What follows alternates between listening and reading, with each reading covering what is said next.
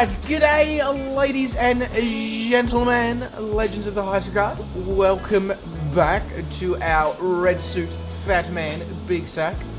So, this flight was meant to occur at this time yesterday, but yesterday morning, for some unbeknownst reason, my sim refused to be stable. I had something ridiculous like 5 or 6 crashes to desktop in a space of 15 minutes. With no explanation as to why, and I loaded up the sim both yesterday evening and this morning and have had absolutely no issues with stability. So who knows why it just decides randomly that it's going to be unstable and then it just decides to go back to being stable again. I will never know. So obviously, first up, to those of you who still are on Christmas Day, g'day and Merry Christmas. And those of you who are now on Boxing Day, Merry Boxing Day. Try not to get into too many fist fights, I guess. That's the best advice I can give with Boxing Day. Make sure you bring your gloves. Yeah. I mean, you know, some people might think that's a weird thing to say, but if you've seen the shops during a Boxing Day sale, you literally do need boxing gloves to make it through certain shops. So, I mean, I always wonder when I hear Boxing Day whether it's got to do with the fact that they are, you know, trying to get rid of the boxes of goods and products and all that are left over from the year that just passed, or whether they legitimately believe that there is going to be boxing matches in the middle of the shopping centre between people. And I guess it's probably a combination of both in today's society. So, I would like to say, first up, a g'day to anybody who is watching us over on Twitch. Welcome to the stream. Hope you are doing fantastically. And I would also like to say a g'day to Mr. Fozzie, who says Merry Christmas Slews. G'day Fozzie, mate. Merry Christmas to you, you dirty, dirty, dirty slew. Hope you are doing well. Gowan says hello and Merry Christmas. Who knows? Being a dog. But Garwin, mate, welcome to the stream. Hope you are doing fantastically. Yeah, you just need to get yourself a red suit, Garwin, and we can name next year's Christmas stream after you. Mr. Benny Big Bucks says, Happy Boxing Day. G'day, Benny. Happy Boxing Day to you. Don't really want to have a boxing match with you, if we can avoid that.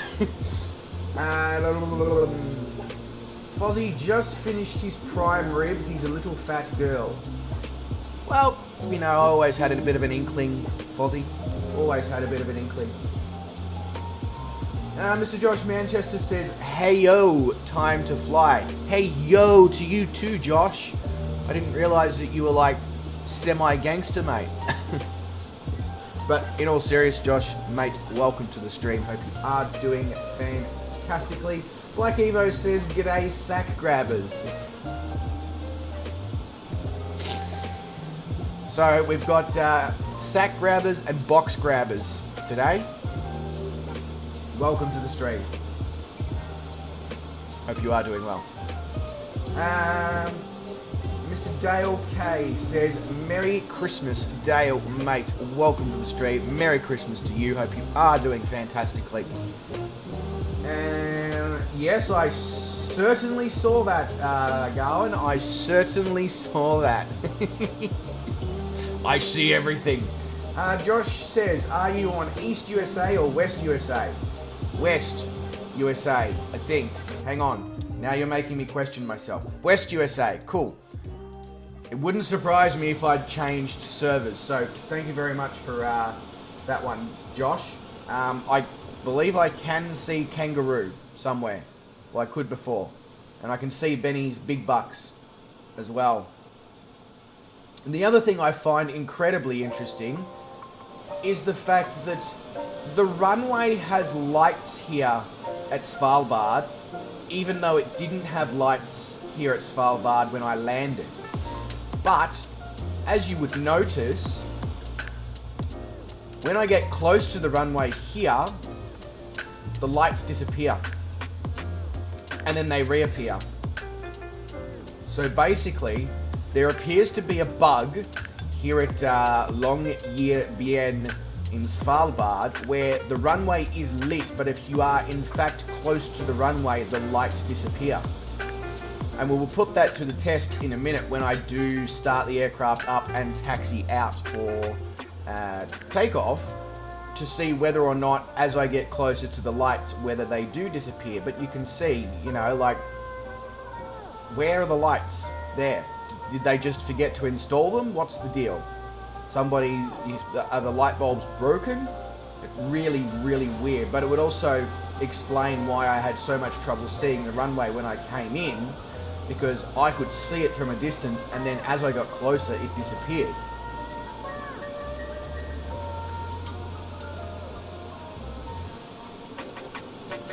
Oh, I'm on top of you, Josh. Okay, well, it's an interesting way to spend Boxing Day, but there's probably worse ways I could spend Boxing Day, so I'll take it. I'll take it.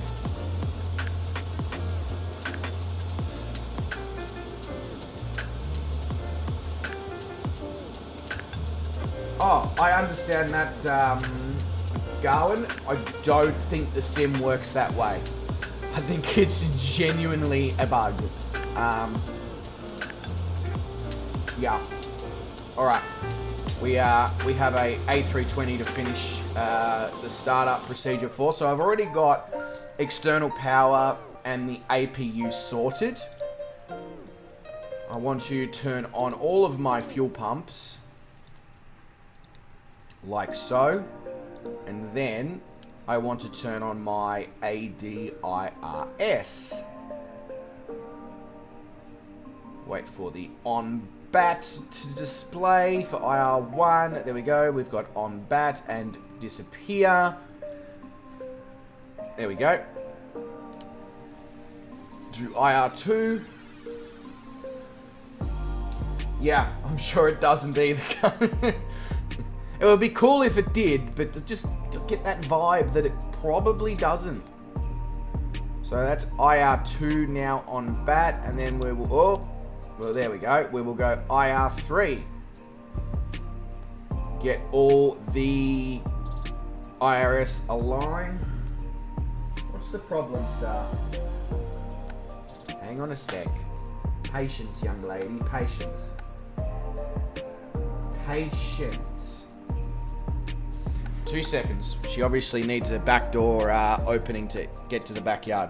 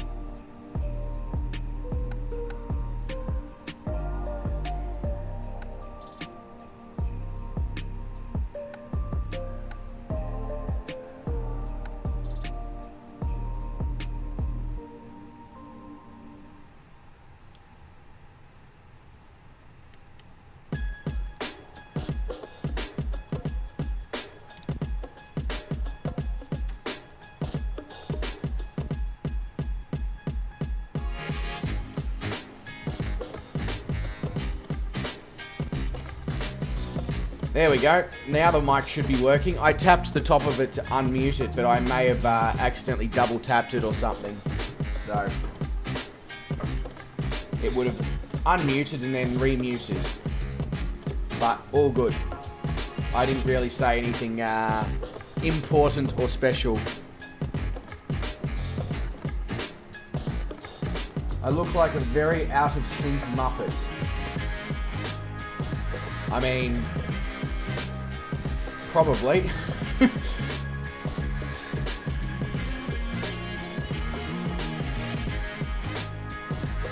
That's that.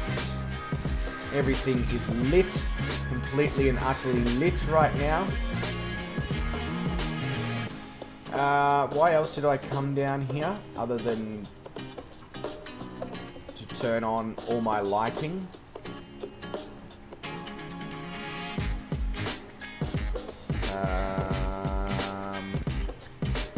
Right, there we go, that's better. So we should have less issues with the IR aligning, hopefully, here than we did at Resolute Bay. Just because we are a bit closer to, well, the rest of the world here than we were in Resolute Bay.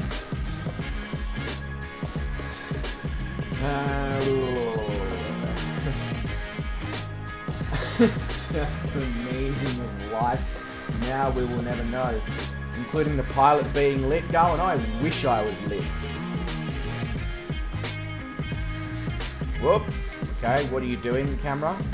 Just giving me a really good close-up of the increased brightness knobs. Just wants to make sure that I can in fact see them.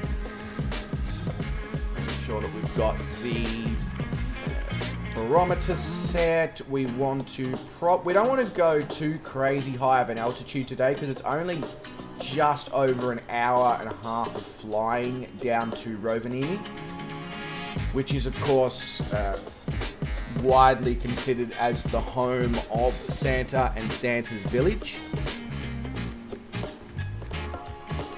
Alright, so I think other than engine start and obviously allowing the IR to align, I think we are... Oh no, hang on. Whoops. Camera's all over the shot. Do that. Do that. Put the ignition mode to... Or sorry, the engine mode to ignition start. Engine number 2. Let's watch the gauges. The N2 is rising.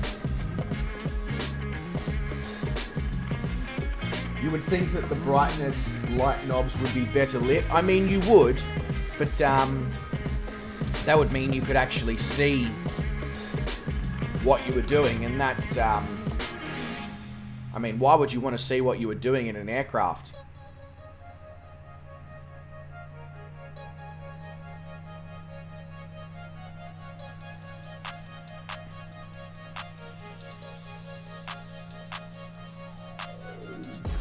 Right, EGT temperature is climbing. We've got 500. It should stabilize in a moment and then start to drop, I believe.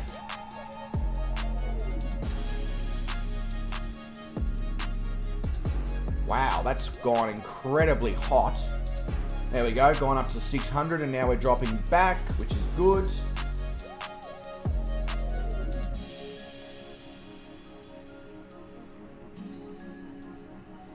It roughly takes 20 to 25 minutes for climb and the same for descent. So anything over, say, 45 to 50 minutes go to optimum cruise levels. It will give the least fuel burn.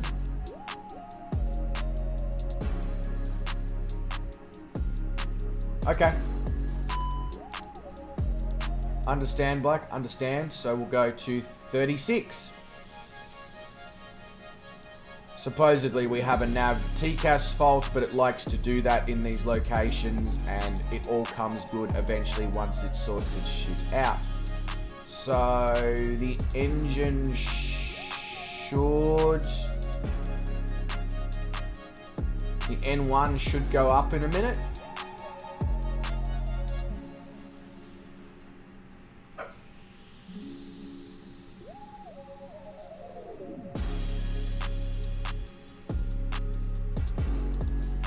not having any issues with icing or anything. We don't appear to be. Okay, what is missing?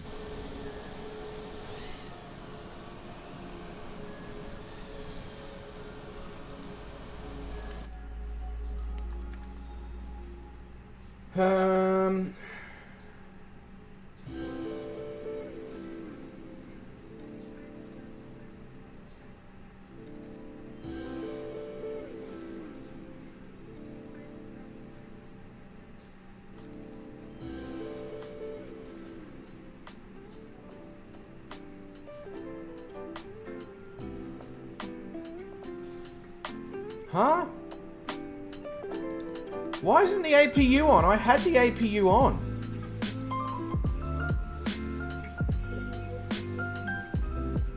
What are you doing, aircraft?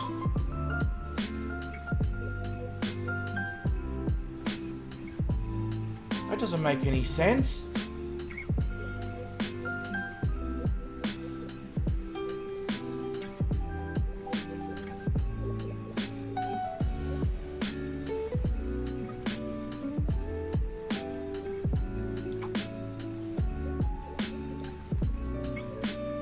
Okay.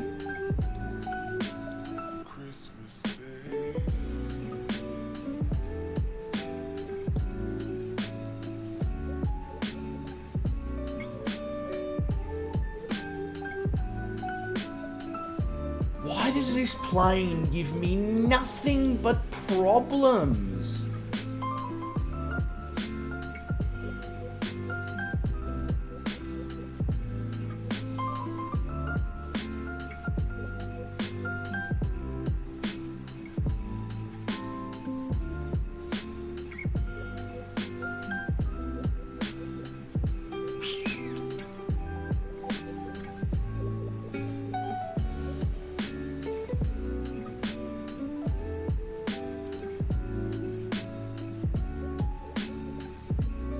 Also, why are my batteries now not holding 28 volts?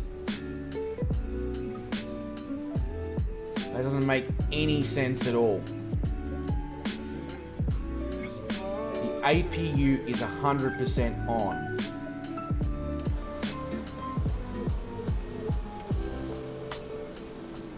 I can hear the APU is on.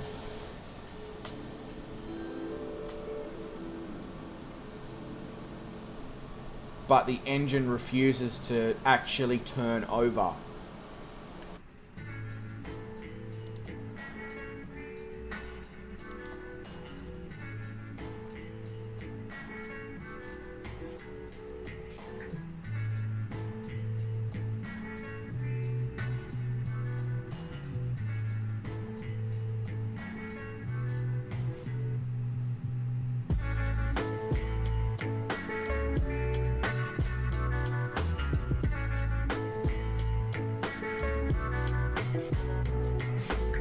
Yeah, no, all the bleeds are doing, everything is where it is meant to be and has been for the last 2 flights. But it refuses to start. It just refuses to start. And yeah, my batteries are not holding voltage anymore either.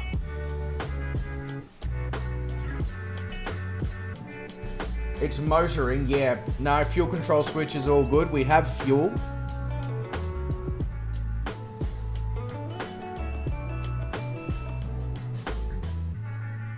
That's the part that's concerning me, is the fact that my batteries are no longer holding 28 volts, despite the fact that the APU is on. They should be holding a constant, steady 28 volts.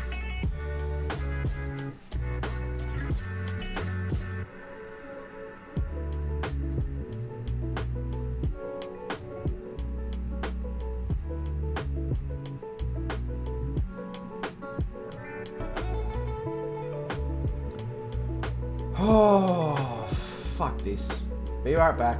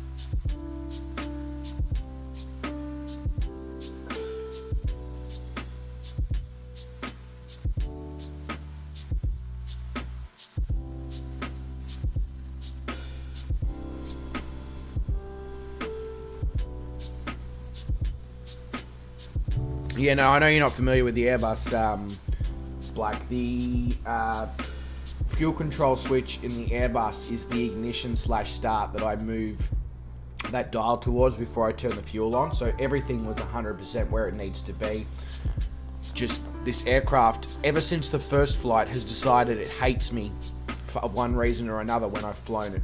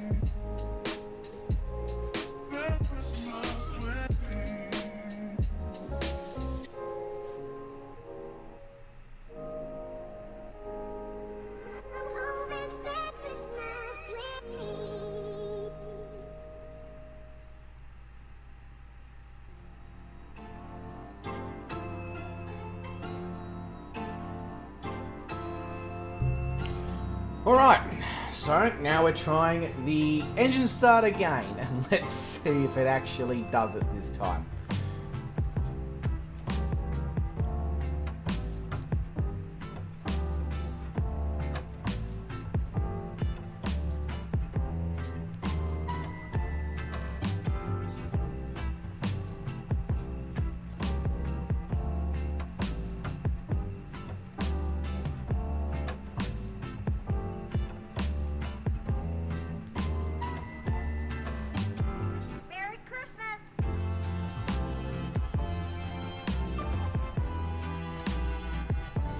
Come on. Come on. Come on.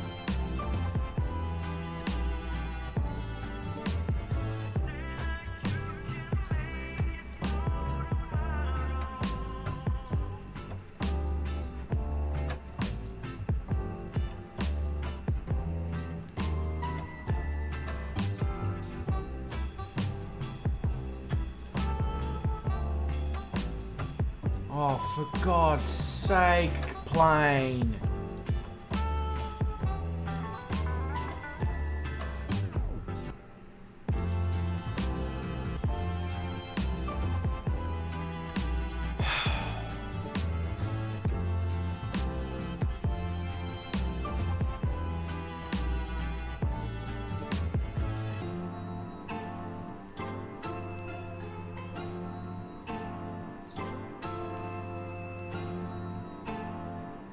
Yeah, it's a hung start. I don't understand why. I'm doing everything like I normally would.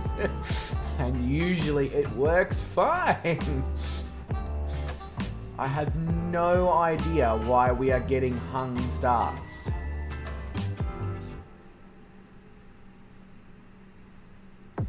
Yeah.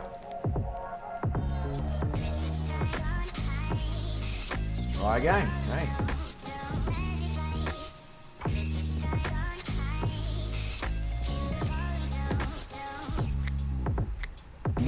We have 100% got 28 volts on the battery on both sides this time, so there's not even anything weird or awry up there. All fuel pumps are on. APU bleed is on. APU is on. I'll push that just in case it makes the aircraft happy. But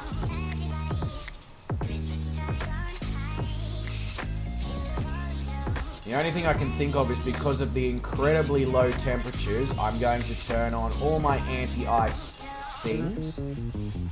Even though there is no ice detected. Have I got failures on? No, I do not have failures on. I do have a checklist, Josh. I'm using a checklist. Bubba helped me do up a rough checklist for this aircraft. Just so I would get everything turned on. It's not necessarily in 100% the correct order, but it won't cause anything to not happen. And as I've said, I've flown this aircraft probably 10 times since he gave me that checklist, and this is the first time I've had an engine start issue.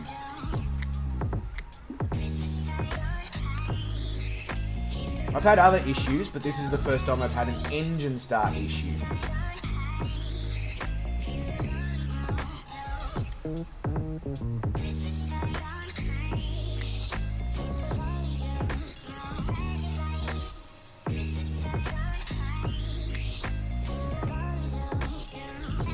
I know, I understand that, Black Evo, but the only reason I'm trying it is because I had a hung start yesterday as well, and then I turned them on. And I no longer had a hung start, which is completely stupid. So I'm just trying that again. I don't know if that was the issue yesterday with my hung start, because the second time I went to start it anyway, it started. So it may have also just been that it's being realistic. But I wouldn't expect this... I'm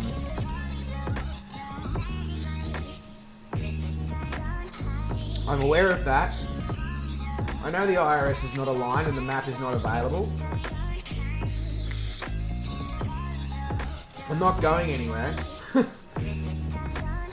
just trying to get the damn thing to start. There we go. See?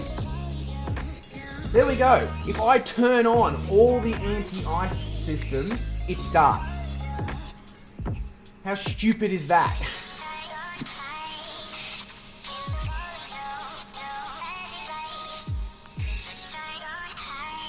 It is absolutely ridiculous.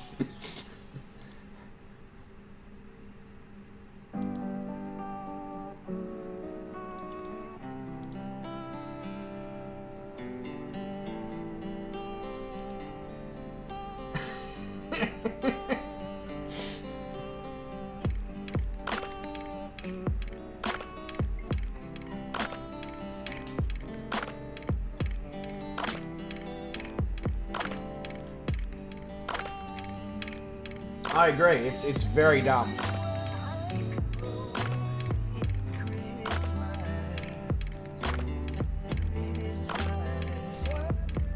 Very, very dumb, the fact that that's even a thing, but it's a thing, so there you go.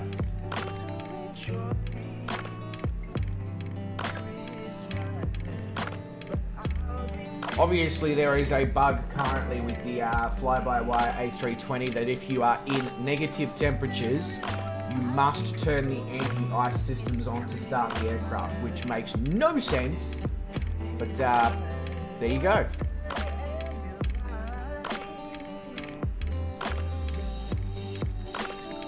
I just thought it was a coincidence yesterday that having a hung start was just simply fixed. And this is when I obviously know I didn't stream yesterday, but this is when I was having the issues with CTDs.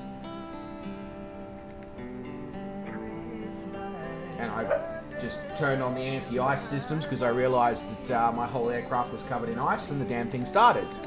And I should have just thought of that before when I was having the hung start issues before I reloaded, but there you go. Realism. There, ladies and gentlemen, realism.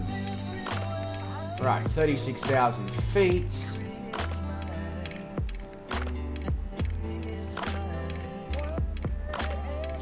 Now we just need the map to sort its shit out, so we will do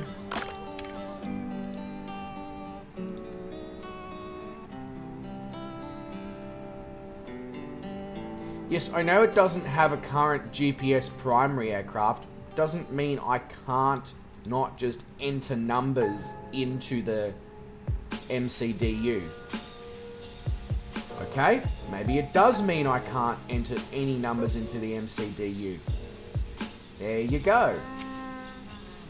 Am I going to have to do my other trick here, and that is taxi to the runway, and then randomly the nav just works as soon as I taxi to the runway. So maybe that's what I'll do.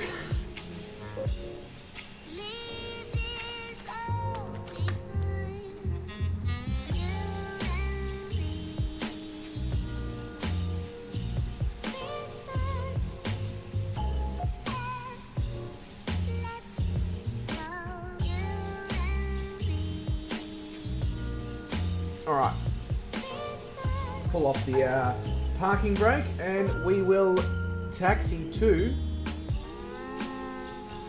the runway, and then we'll go back down to the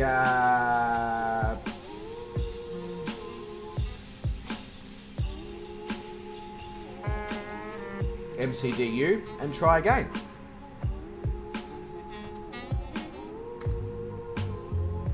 What the hell? So much power.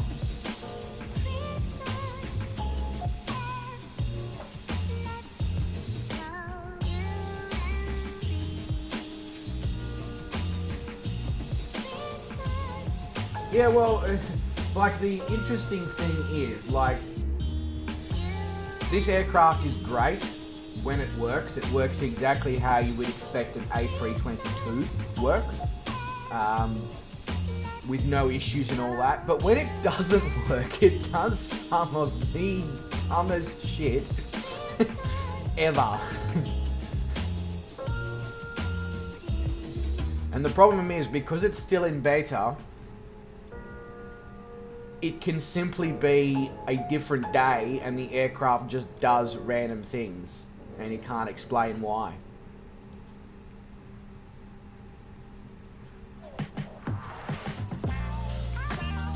How do you connect to the server? Cannot connect. As in what? The flight sim servers, Kangaroo. If you can't connect to the flight sim servers, it would not surprise me if they're down. So, they just like to randomly do that, but only for certain people. I've had that happen to me before. Why can't I see anything? Right. Maybe if I turned my lights on. Just an idea. Don't mind me, professional pilot at work here.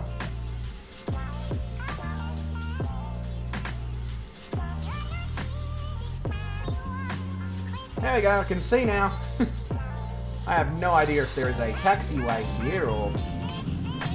Okay, now my aircraft has entered reverse thrust.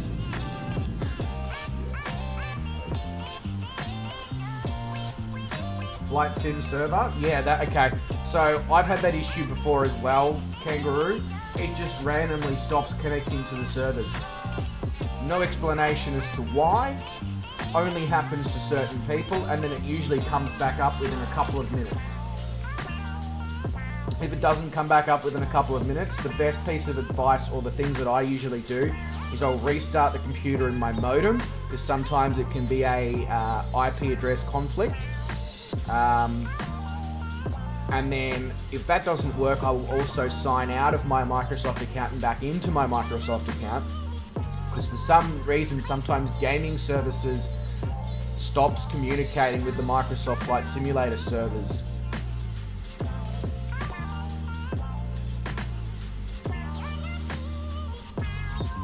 And as I also thought might occur, as we get closer to the runway here, the runway lights disappear. Which is good. Wes says, practice your breathing techniques, you're a wee bit grumpy this morning. Well, you know, Wes, like, when you've got an aircraft that you need to do stuff like turn on the anti-ice systems to get a clean start, and you've got an airport where the runway lights disappear as you get closer to them, yeah, it's a little bit frustrating.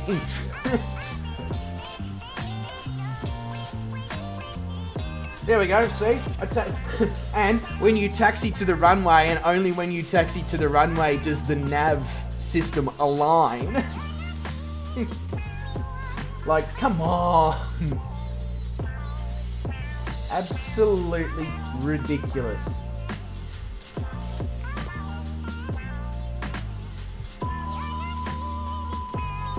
And then it tells me that my slats are not in takeoff config. But they are, because they're, yep, so the slats are definitely in takeoff config. They are armed. My flaps, no, they are not in takeoff config. Now they are, though. And yet the aircraft is still telling me that my slats and flaps are not in takeoff config. So, there you go. Can you understand why I'm a little bit frustrated, Wes? By all this just stupid stuff?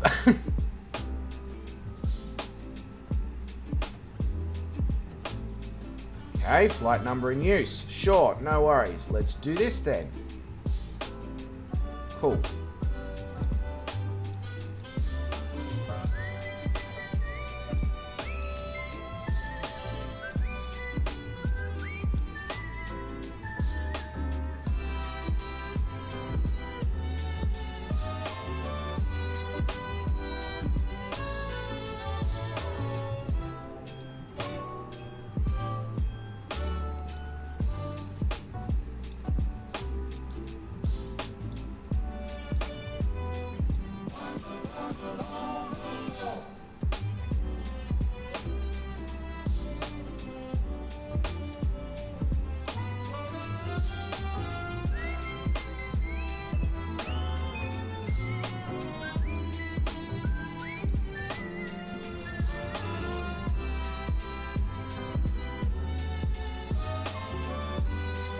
And I'll just need to get the Q&H for EFRO.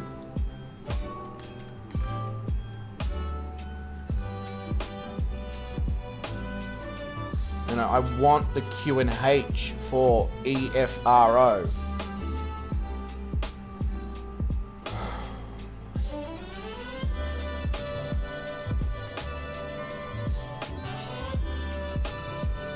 Thank you.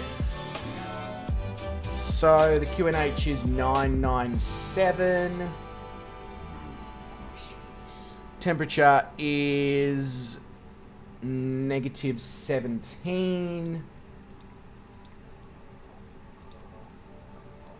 The wind and stuff is 360 at 8.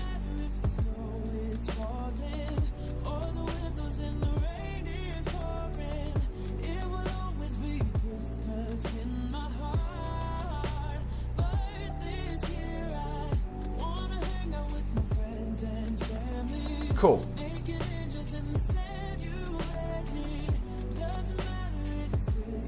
All right, and then click on flight plan. That's all good.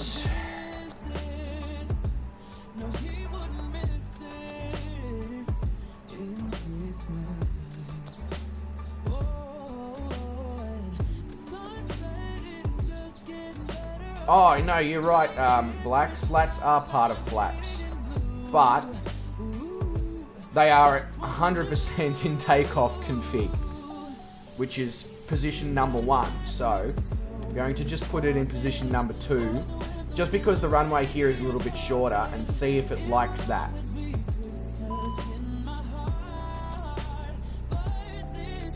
The flight control flap / MCDU disagrees.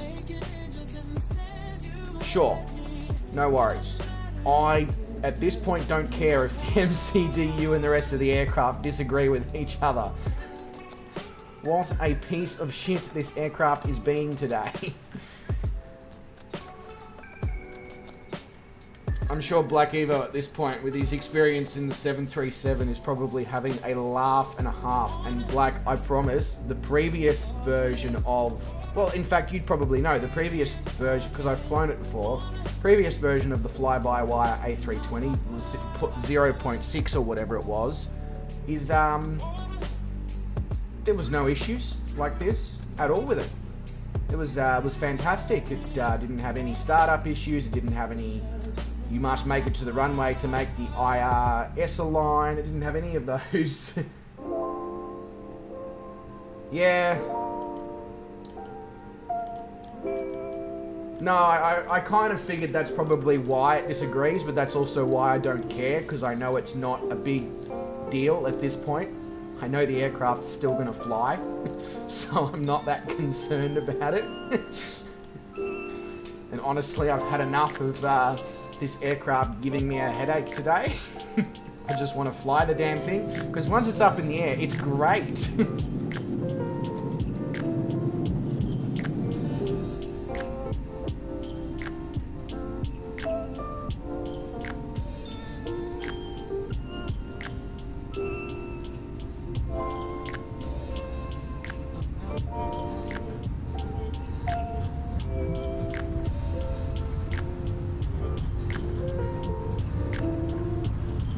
God, we're all over the place. What is wrong with the runway here?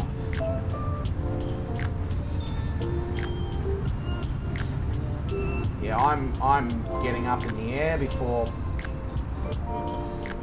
anything else weird occurs.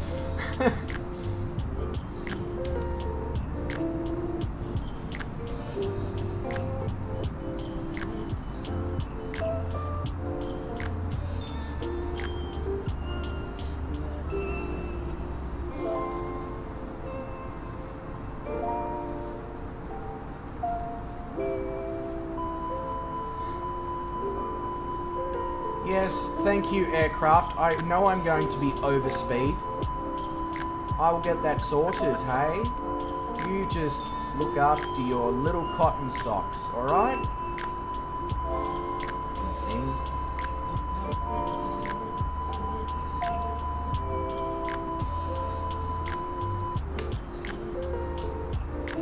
Yes, I will get the lever into climb mode. You just need to be patient. There we go. There we go. Right.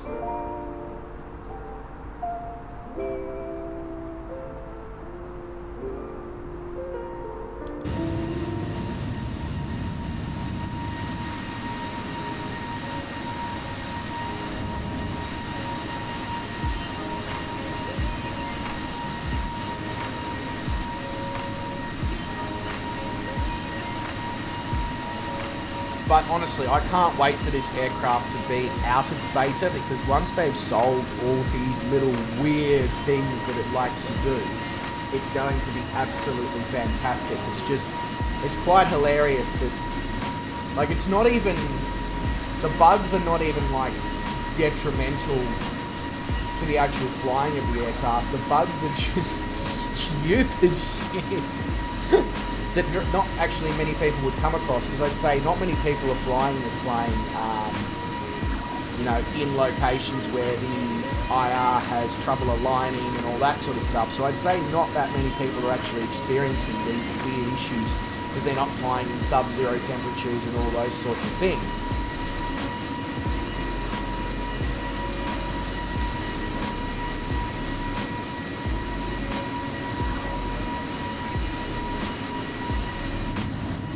The next question is it going to behave when it comes time to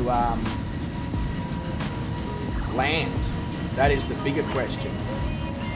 Because this aircraft should be able to auto-land at the touch of a button on the autopilot.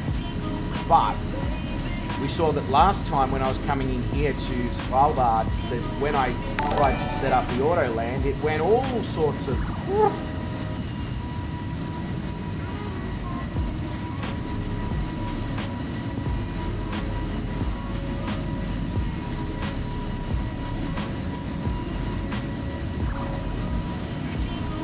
This should cover your flying lessons. Funny Wes, funny guy. Thank you very much for that, Wes, much appreciated. Funny guy. As I was saying before, Wes, in the previous stable version of this aircraft, I didn't have any of this weird shit happening. And as I said, I don't usually fly this aircraft in sub-zero temperatures in locations that are so close to the magnetic North Pole that sometimes the IR has issues aligning, etc., etc. If I fly this plane, from Australia to Indonesia or New Zealand to Fiji or whatever, there's never any issues. The IR aligns, there's never issues with starting because the temperature's not sub-0 degrees. Any of those, none of the problems that we basically experienced, or any of the weird shit that we just basically experienced, occurs when you're in a normal location. So it's obviously just to do with the fact that the aircraft is in fact still in beta, and they probably haven't done much testing of the aircraft in these more remote locations, and therefore they don't know that these are currently problems.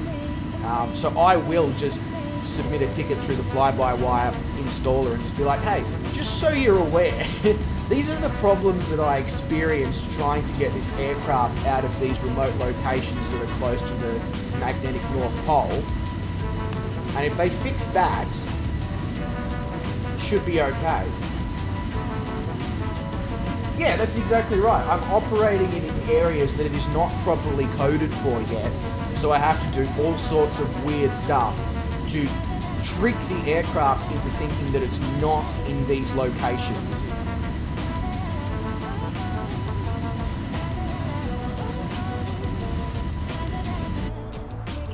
We got 10,000 feet, we do, so let's set the barometric pressure to standard, and let's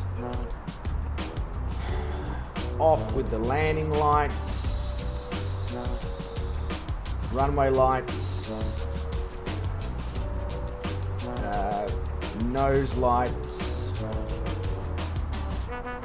and wing lights. I think that's correct.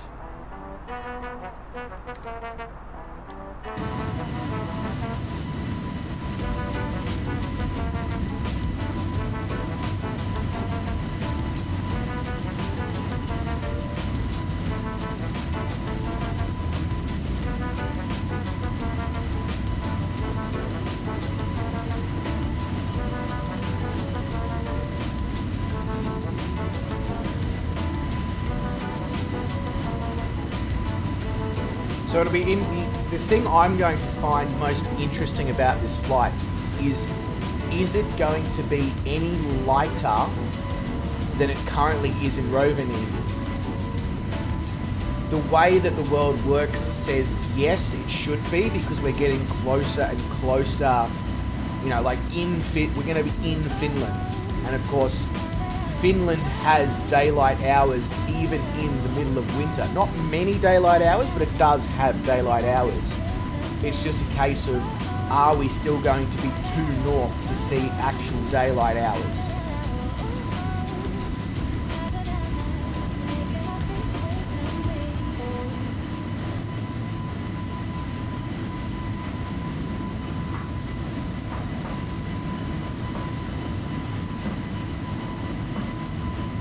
But thank you very much to everyone for your patience and laughing along at my frustration and swearing at the aircraft and getting, you know, shitty with it because it's not behaving. I promise that it's all designed for your entertainment, and I'm not actually legitimately going to, you know, throw something or whatever. It's just my mind sort of goes, why? Why do I need to do this to make the plane work?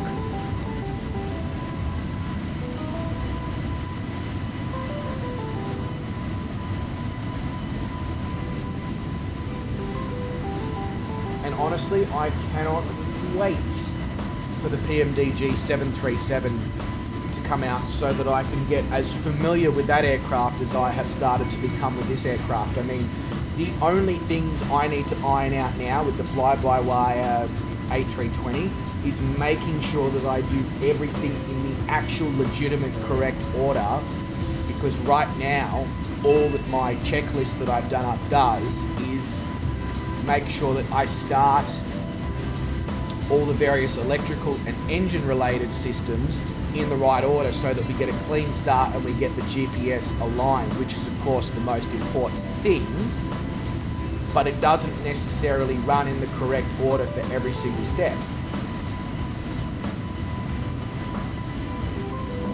Perfect, Garland, that's exactly what I want.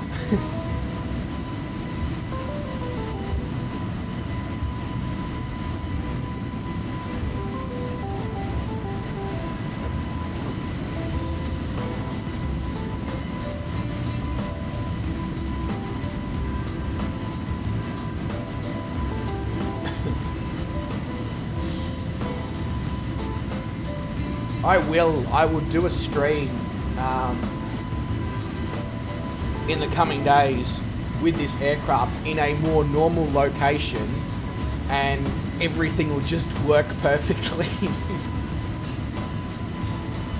Hey, Mr. Short Round says, hey fellas, Merry Christmas, hope all is well. Short Round, mate, Merry Christmas to you. Hope you've had a good day, eating your body weight in food, which is of course the most important part. And yeah.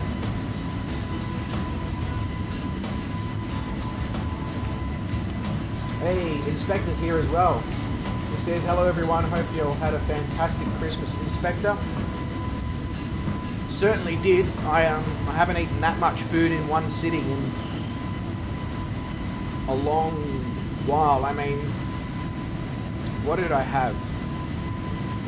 At one time on my plate, I had chicken strips, chicken sausage, lamb, rosemary and feta sausage, turkey breast, smoked turkey leg, pork ribs, pork butt,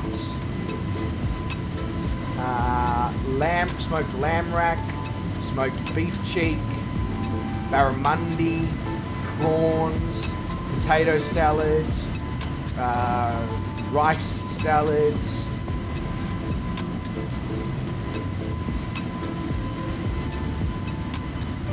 focaccia, bruschetta,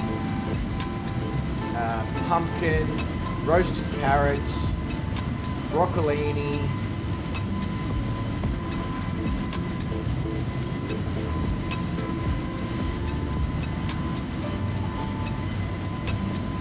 and a veggie skewer, char-grilled veggie skewer as well.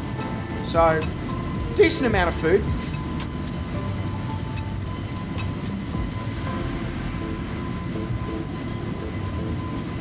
And then on top of that, we had entrees, which was antipasto and dips and cheeses and crackers and all that. So I ate that, and then we finished it off as well with dessert, which was alcoholic fruit cake and fruit platter and panettone and meringue, like little mini pavlovas, shortbread. So, I mean, I think I ate a bit of food yesterday.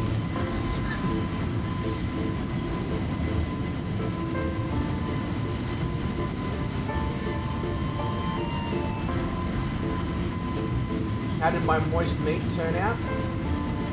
Moist meat was bloody fantastic, Benny. Absolutely fantastic. I've got a little bit of leftover pork ribs and smoked turkey leg and pork butt and all that in my fridge. And I'm obviously going to turn them into something delicious.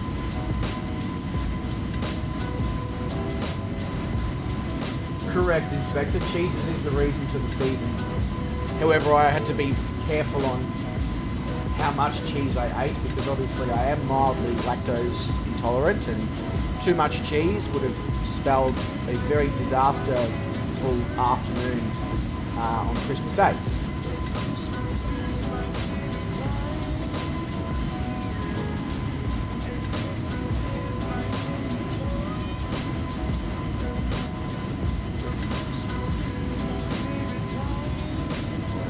Are you still drunk? Because I mean, that sentence was a whole bunch of what? I kind of get what you're trying to say, but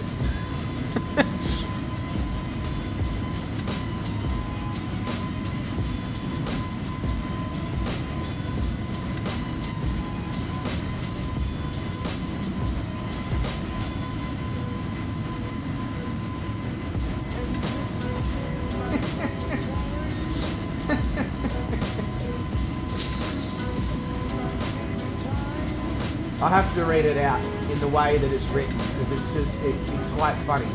Hey Sim, you can load, you know, wouldn't want to fly to Bryce today, you know, don't need to be anywhere in a 777, you know, slower than me trying to get out of bed. I mean, obviously you're getting annoyed at your Sim in the same way that I was getting frustrated with the A320. No, it's not even that. It was the continuous, you know. That was the funny part.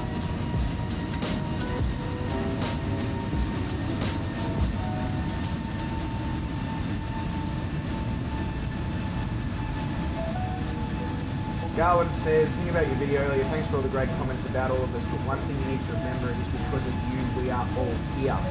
Yeah. I mean, I haven't forgotten that, Garwin, but I also, you know, like, as you guys keep telling me that you are extremely, you know, you enjoy what the channel has to offer, you enjoy the entertainment, you enjoy laughing at me, along with me, all those things. It was my opportunity to sort of give back through words on the internet and just sort of say, hey, like, genuinely, I do understand that, you know, it's not a prerequisite that you guys need to watch and be involved in the channel, and I'm extremely thankful for the fact that you are. That's basically, to bring that whole video into a sentence, that's basically what was the reason behind me doing it. You know, there's too many channels in the streaming and video content creation world that try to take advantage of the viewers and don't necessarily give the viewers, you know, a feeling of, you know, belonging to the community and being a part of, and realizing that those people are the reason why the channel exists and grows and continues to operate, etc., etc., etc. I want to change that perception for those who do run channels in that. And the first way to change that perception is to obviously go through and thank everyone who goes above and beyond with the channel, being just a viewer and just a subscriber, for their involvement.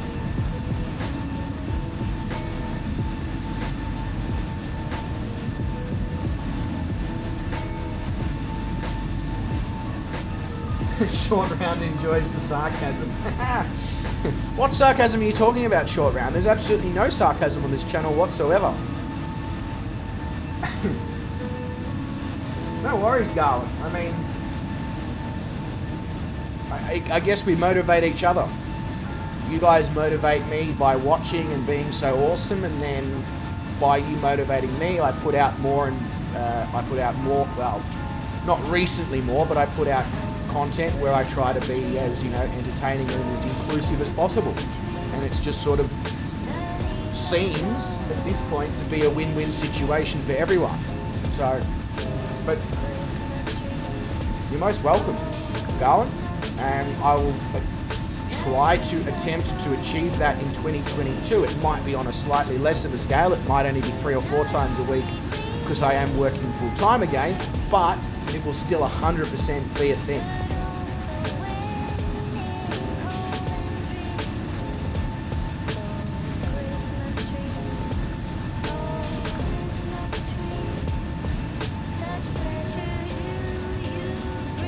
Would anyone be interested, and I know Wes is already streaming on the 31st of January, so it would need to be something on the shorter side, but would anyone be interested in a, and it doesn't need to be on the 31st, it can be on the 1st or the 2nd or whatever, but would anyone be interested in a New Year's themed stream where we literally fly across the international date line? So basically go back in time, or forward in time if we want to start on the other side of the international date line and jump across, kind of thing.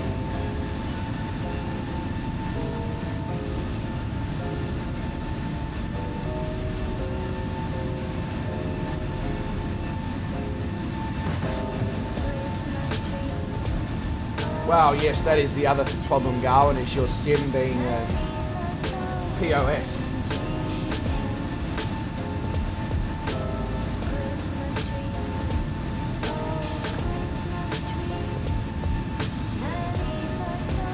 It certainly wouldn't be a long flight. I would just try and do the 2 closest locations on either side of the international date line.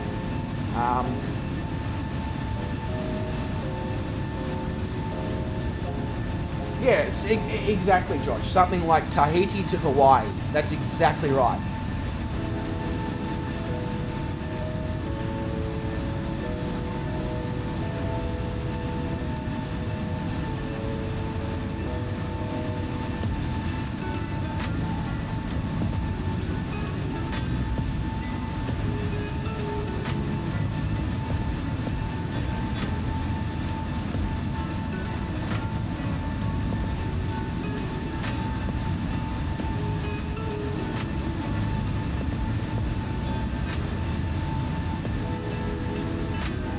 Oh yeah, Russia to Alaska.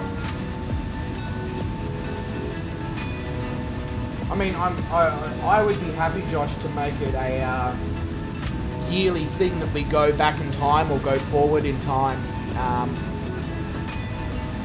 flying special or whatever, and we can just select different locations each year. You know, I don't mind if it's Russia to Alaska, if it's Hawaii to Tahiti, if it's you know, Fiji to Kiribati or something like that. You know, change it up, kind of thing. You want to get back to canyon flying in VR? Ooh, yeah. I can understand why you are extremely frustrated about the fact that Windows 11 and your sim don't seem to be having a good time together. And I actually find that really weird because, as you said, all other games and everything works so much better on Windows 11 except for the sim. And the only reason I can think of that is maybe because the sim is not 100% ready for DirectX 12 yet. But, will we have to fly at exactly 88 miles per hour when we cross? If we do, we're definitely going to have to keep the flight on the shorter side because we're going to have to be flying GA aircraft to achieve that. But I mean, I wouldn't be adverse to that. The only reason I'm saying this is because this year my other half is at some sort of party or whatever a couple of hours away on New Year's Eve and New Year's Day. So I'm probably not going to be getting up to too much on this year's New Year, especially seeing as the work staff party is in a couple of days' time. And I'm not the type of person to party multiple days in a week. I'm too old for that. I know some of you are going to be like, oh, you're not even 30 yet, but I'm too old for that. Yeah.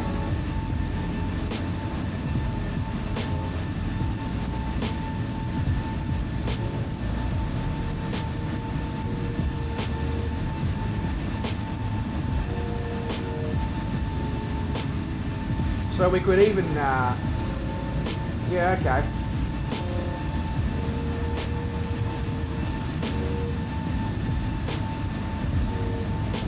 So Garwin, it's a VR issue with Windows 11, is it? Is that what you're saying? It's Windows 11 has VR problems? Tony says, hey Brycel, happy Boxing Day. Tony, happy Boxing Day to you as well, mate. Make sure you bring your boxing gloves if you're heading to the shops, because you're probably going to need to knock some people out.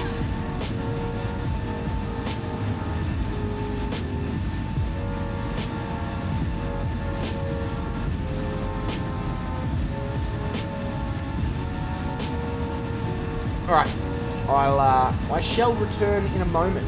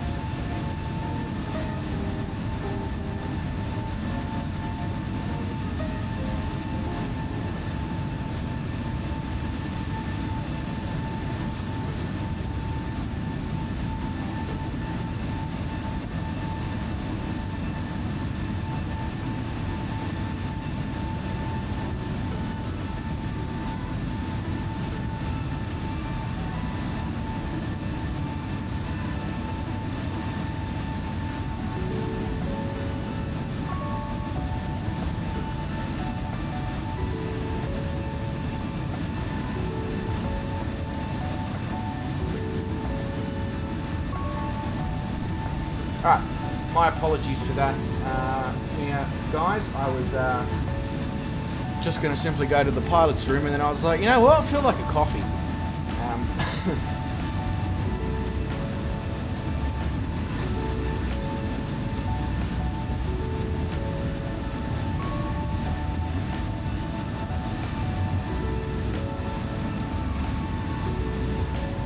That's really weird, Mr.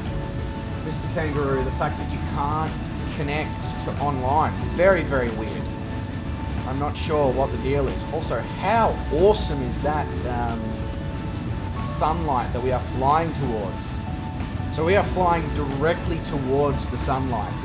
So there is a chance that Rovaneimi may be this beautiful orangey, red, purple hue of colours. If it is, hell yeah.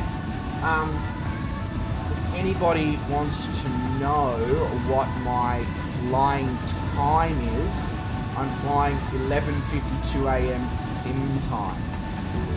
Live weather, but not live time.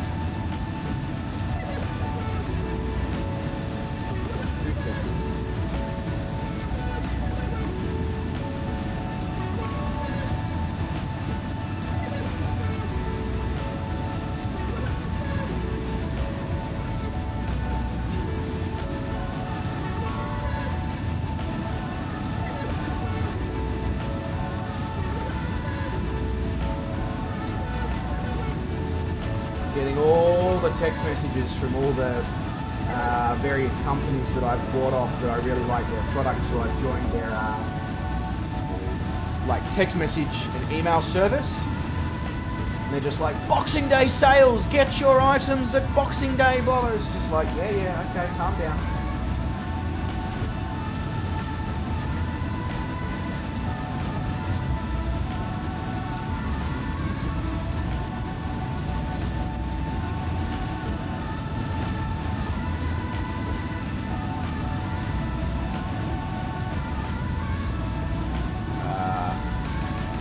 Hello, there we go. I was going to say hello YouTube, but no, we good, we good.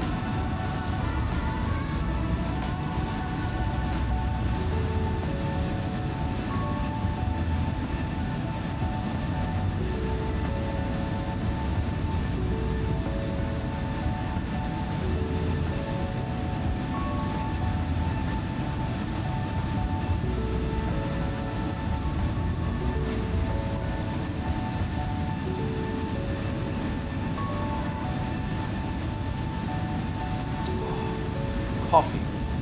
Whoever created this deserves a bloody medal. What a fantastic creation. Bitterness, a little bit of sweetness from my monk fruit, sugar. Just wakes you up. So good. I want to give whoever realised that the coffee bean can be ground up, heated water applied, hot milk applied, and create this fantastic, wonderful beverage. They deserve some sort of medal and recognition and Hall of Fame for basically keeping the whole world awake.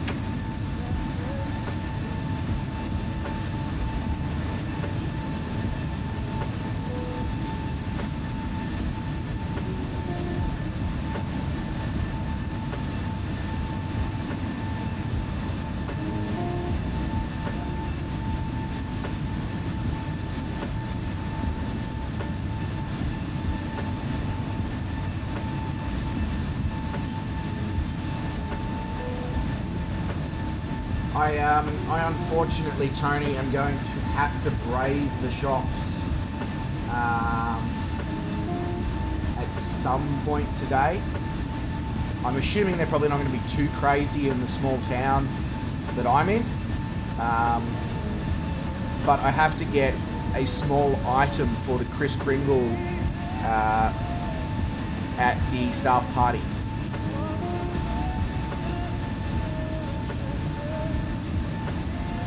Yeah, I'm on 10 as well, Josh, and I'm in the same boat. I will stay on 10 until there is a good reason to upgrade. So basically, I'm thinking sometime in the first half of next year, once all the little kinks and bugs and all that sort of stuff is ironed out of Windows 11, it'll probably be time for an upgrade at that point.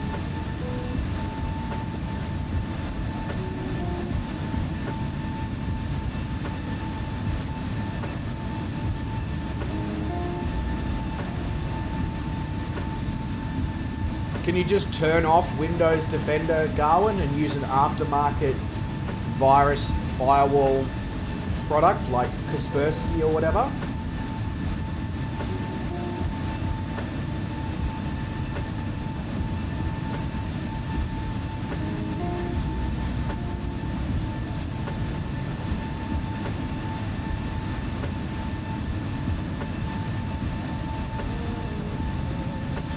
I just realised that Icarus was at 120,000 feet. As you do.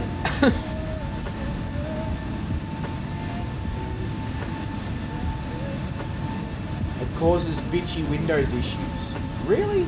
Because I have Windows Defender and Windows Security turned off on my PC in Windows 10, and I'm running aftermarket programs from Kaspersky instead, just because I prefer them, and I haven't had any bitchy Windows issues. So if that's the kind of stuff that Windows 11 is doing, I'm glad I haven't moved over yet.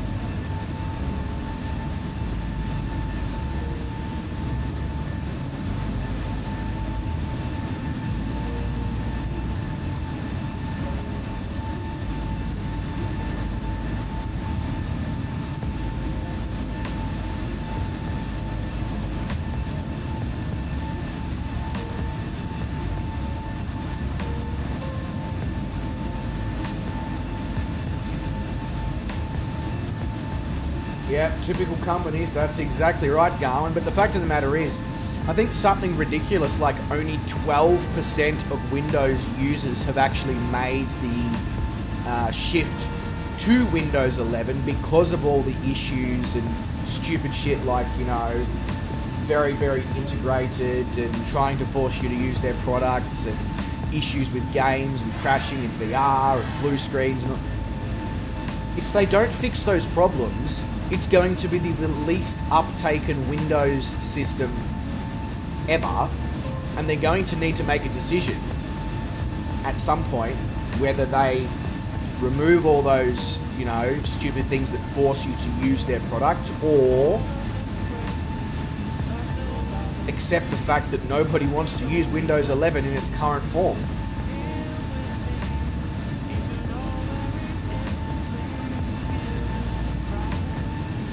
Yeah, so Josh, I have Norton on my phone. When my mum bought her phone, she got Norton for like 6 phones as part of the deal. So all of us just put Norton on our phones when she got that.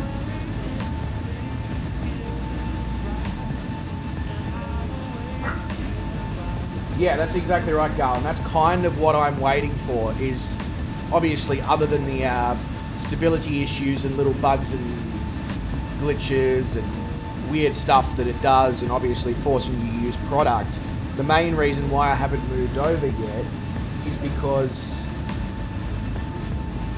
it's no better, like when it comes to CPU threads and all that, than what Windows 10 is, so I don't see the point at this time. It looks really good though, like in terms of the design interface, it looks fantastic.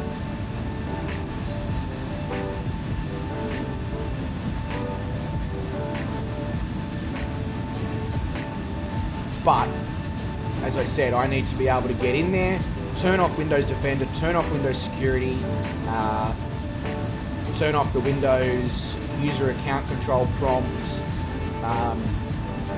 put in all my own aftermarket third-party software for that sort of stuff. And if it's not happy with that, well, I'm not happy with using it.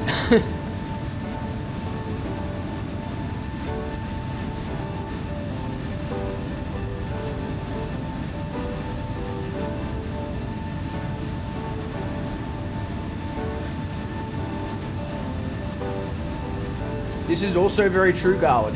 This is also very true.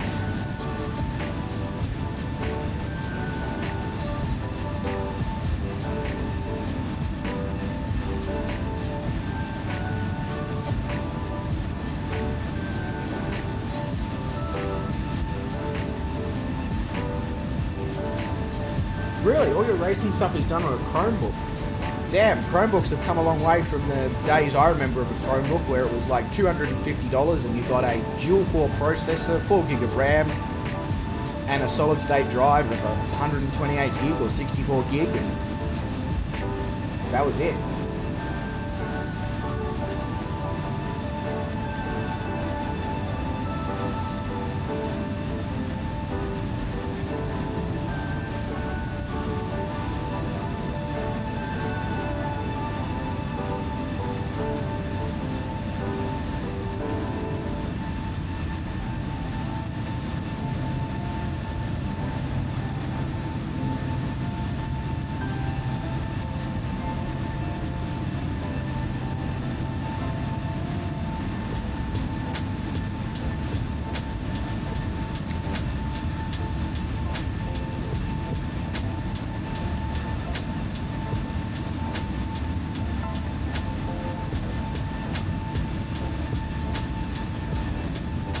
Really?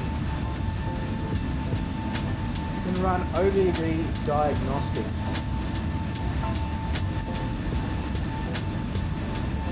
So short round, you're suffering from the problem that I had yesterday morning there, where I had 5 or 6, something like that, crashes to desktop in the space of 15 minutes. Which is why this stream is now and not 24 hours ago. What did I change? Absolutely nothing. And what have I changed since that?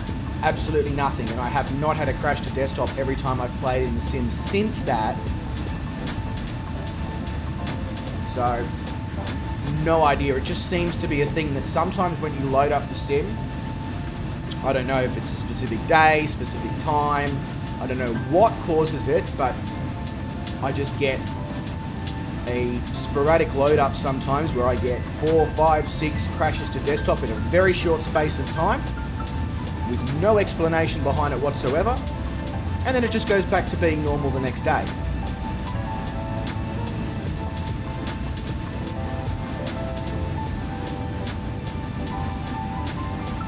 And if you break it by leaving it on the roof of a car, it only costs a couple of $100 for a new one, not that you've left it on the roof. Are you sure about that, Garwin?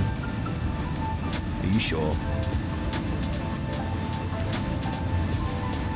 Alastor 1949, mate. Welcome to the stream over on Twitch. Hope you are doing well. Merry Christmas to you, or Merry Boxing Day, depending on where you are in the world.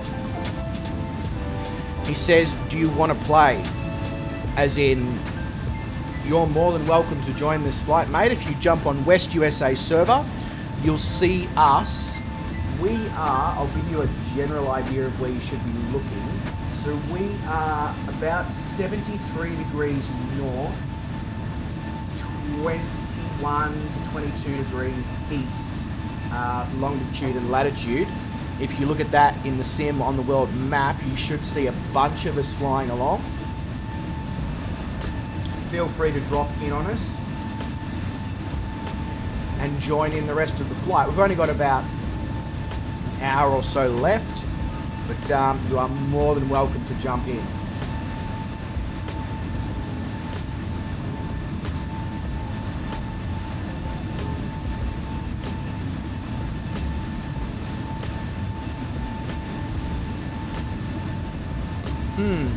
Endgame X. I get the feeling that Endgame X is probably going to be Josh over on Twitch. Just saying. Yeah, it is Josh. He's just put Josh.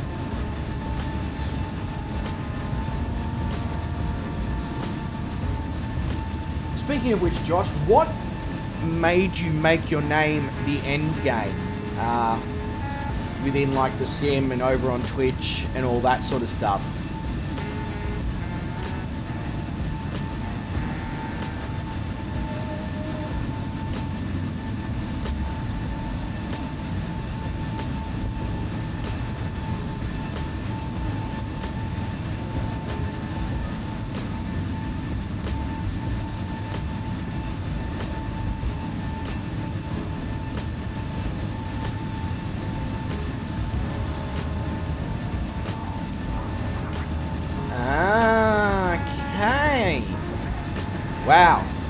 of Warcraft. That's going back in time a little bit. I mean, I know it's still a thing these days, but geez, I remember that was all the rage between my mates and all that, 15 years ago.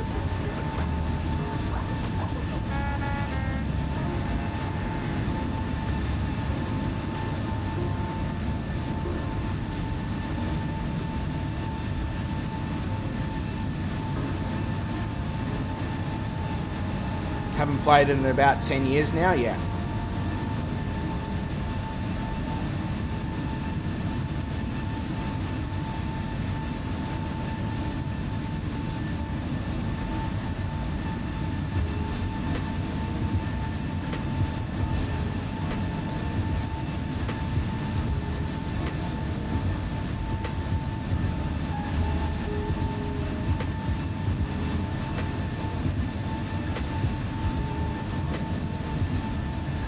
I mean, it's been so, like, I never really played much World of Warcraft, and it's been so long since, like, I did a lot of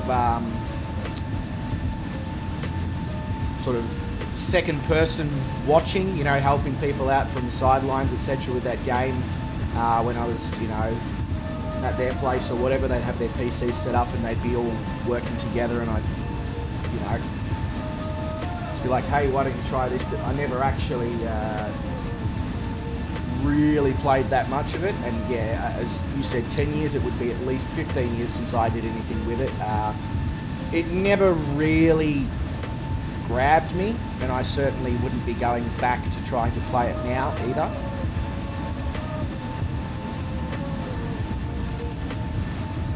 WoW is the game that signed UO's death warrant. What do you mean, Garland?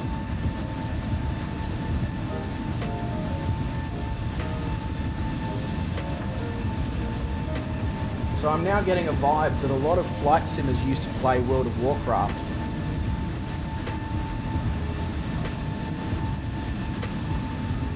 Josh was a beta tester for World of Warcraft. Damn. That's mint.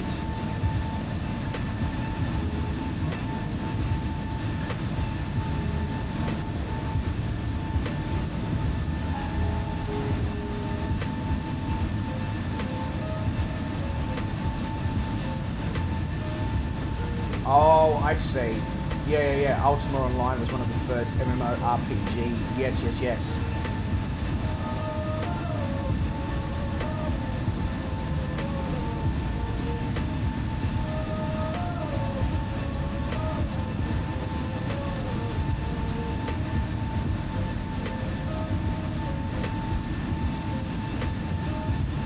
I always found it interesting how certain games that can be very similar in nature sometimes can completely wipe out other games just simply because it's more stable, or you get more frames, or it's more interesting, or various number of very small things that can literally wipe out a very similar game that just hasn't kept up with the times. I mean, not so much with the flight sim community though. There is a lot of people who still play X-Plane and P3D. You would have, if flight sim had the software development kit that it needed, and the ability to have the realistic flight controls and all that sort of stuff and inputs that is being worked on but is not 100% complete yet. I'm pretty sure Flight Sim in that situation, and had it have been more stable as well when it was released, would have literally wiped out X-Plane and P3D. But because of its issues, it didn't.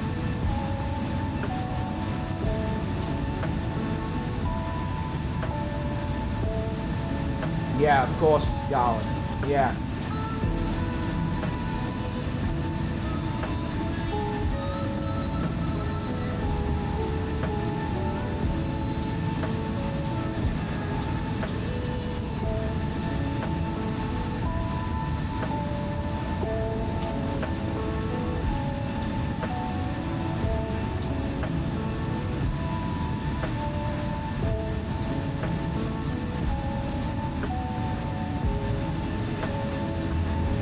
I should try and get myself into some sort of game beta. What game? I have no idea. Maybe Forza Motorsport 8?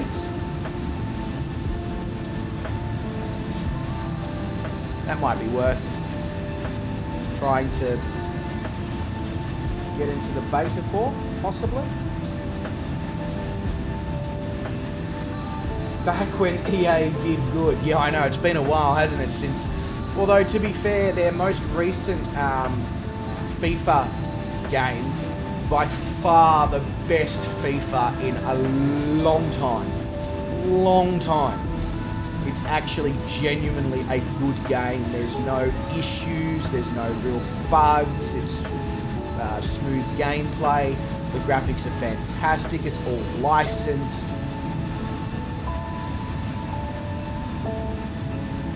SimCity is great, it's still great. The problem is, and the problem with SimCity was, it was a little bit limited in what you could do as a mayor early on.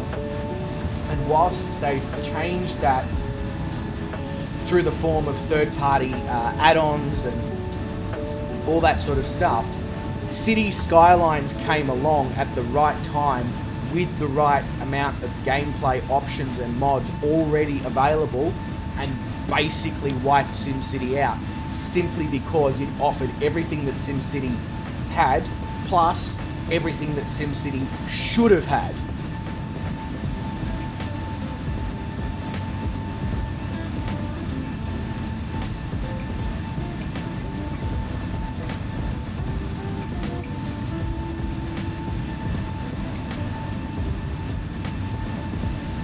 Yeah, and you know what, Gowan? When gaming companies used to pay people to beta test, games were never released with the same amount of bugs and glitches and weird stuff as they are in today's day and age. And that comes back to the quality over quantity. If you have 15 beta testers who are being paid for their time to actually put genuine effort and thought into what they're doing and understanding where bugs and all that sort of stuff might occur, you're going to get a better end result than if you have 500 beta testers who, probably 50% of them, are literally in it just to brag about the fact that they've got early access to a game. They don't give a shit about glitches and bugs and finding all those things. They just literally want to get in there and fuck around in it. And then they are the same people that when the game is released, they go and say, oh, it's got this bug and this bug and this. You feel like saying, you were a beta tester for the game. It shouldn't have those. Why didn't you report it during the beta testing period? And they're like, oh, I was just playing it. Well, you're an idiot then.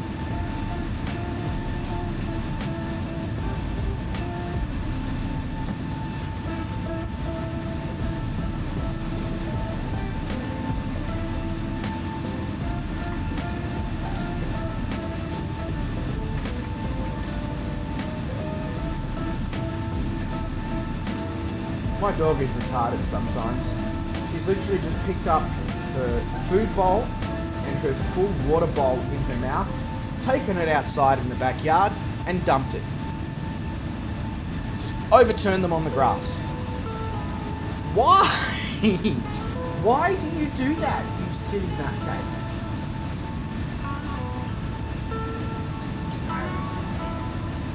You spilled all your water everywhere carrying it out.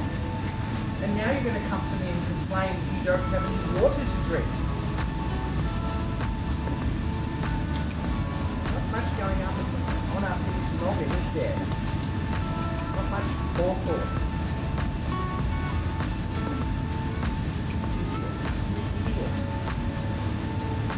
Now I'm going to have to go outside and pick them up and refill the water and all that. Stop licking my pants. There's nothing on there.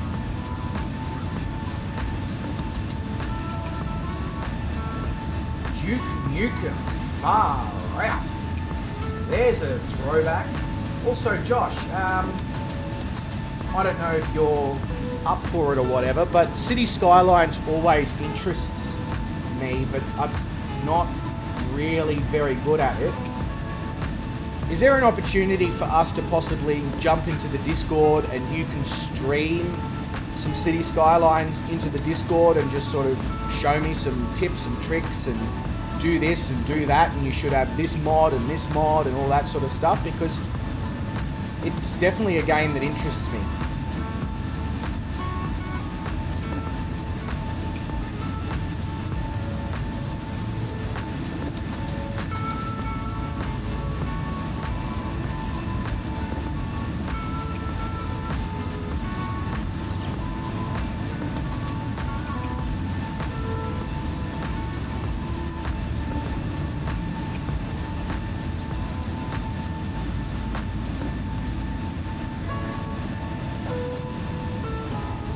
Played the original Duke Nukem on an Apple II. I mean, you're showing your age now, Darwin.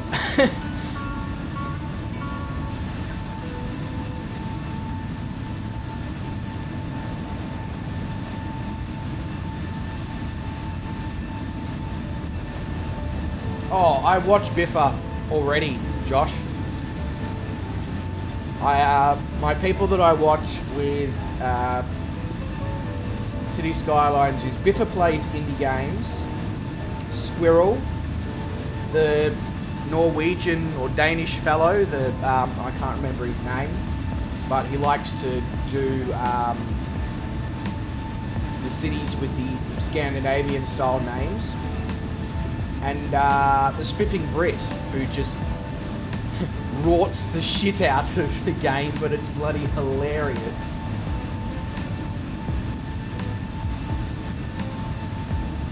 And then there's one more guy as well, another Brit, who I believe is actually friends with Biffa, but I just can't remember his name.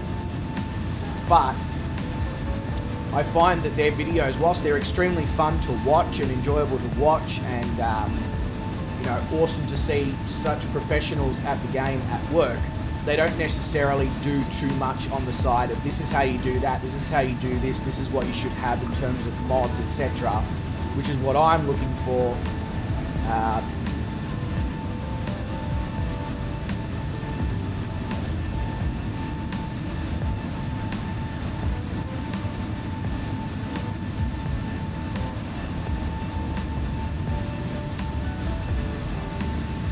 Spiffing Brit is stupid funny. Yes, he is.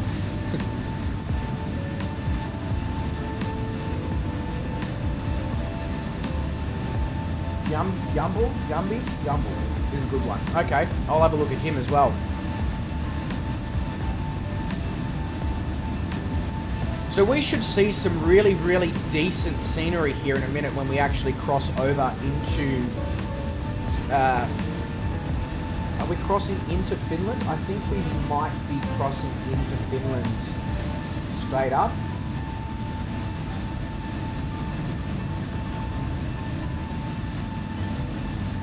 Oh no, maybe we're crossing into like Sweden or Norway first.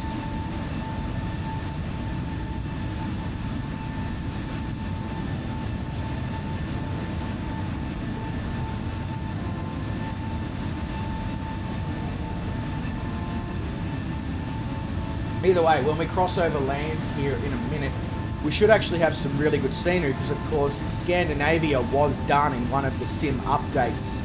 So there should be some pretty spectacular scenery below us compared to what we would have seen for most of the flight so far. Icarus is taking a good close look at it right now. Yeah, flying over Norway first. Fair enough. Yeah, so the only mods I'm interested in for City Skylines, Josh, are just the ones that make the gameplay a little bit more flowing and the thought process behind the way things are done, and, you know, like the mouse actually acts like a mouse should, and because I know, like, in the base version of City Skylines, sometimes the mouse does weird things, or at least it does for me, stuff like that.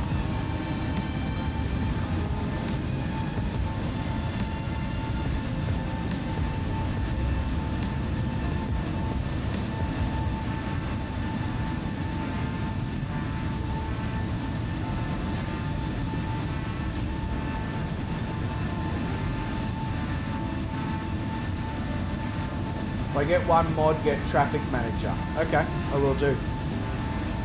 I should just Google what mods should you run on City Skylines. I mean, that would probably be the simplest thing I could do.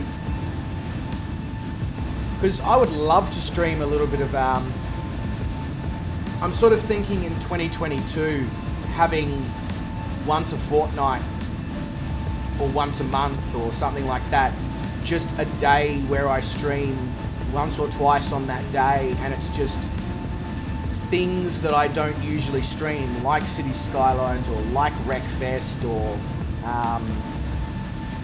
you know, obviously I want the channel to still remain mainly Flight Sim and Truck Sim and Forza, although Forza has obviously taken over from Truck Sim because it is the game that is currently popular and everybody's playing and enjoying and all that sort of stuff.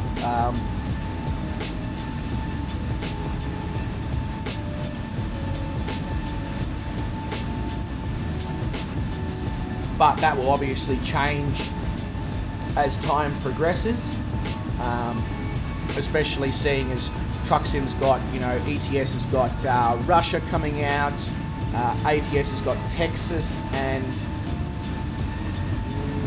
Missouri or Massachusetts coming out in 2022 as well, I think. So there's going to be a few new maps for us to explore. Brett says, man, I love watching England bat. Yeah, they're pretty shit, aren't they? And g'day, Dave, mate. Welcome to the stream. 15 minutes to TOD for you. Yeah, a little bit longer for me, I think, Josh, but not that much longer. I think about 20 minutes till TOD for myself. Biffa always has a list of his recommended. I should probably just look a bit more at Biffa's channel, honestly. But still, I'd absolutely love to just chill out in the Discord in a bit of City Skylines. I know quite a few of us actually have the game. We could all just chill out in there and, you know, all just have a bit of a screw around at a map, try various things, fuck it up, screw the city over, etc, etc.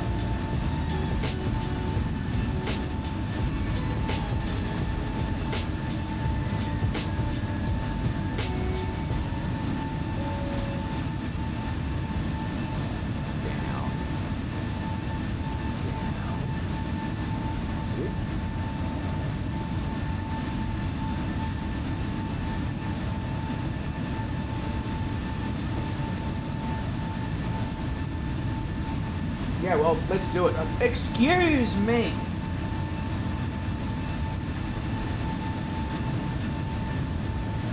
No, we don't do that. We do not do that.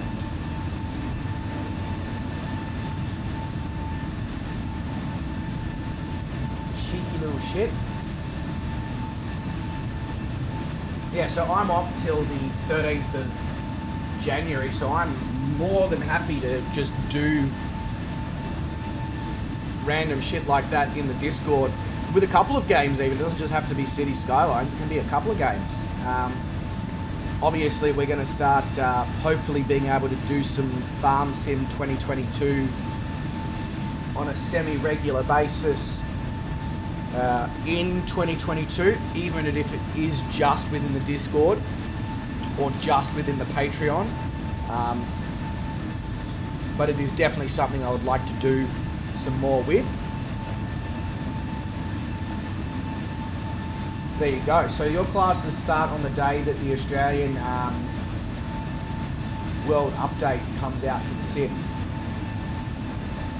And I'm actually thinking of contacting Captain Arash, who will still be in Australia when that is released, and possibly maybe trying to organise to do a multi-stream with him in Australia.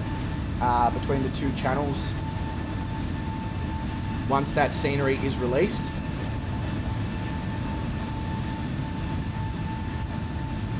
Because I don't have KO going right now.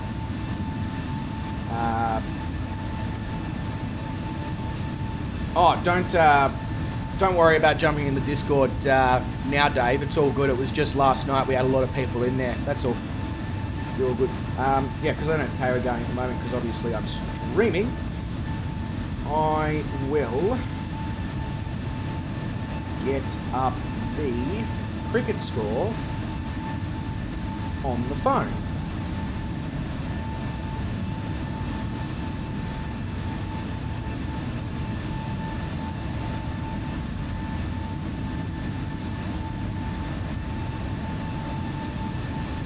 Wow, 3 for 61.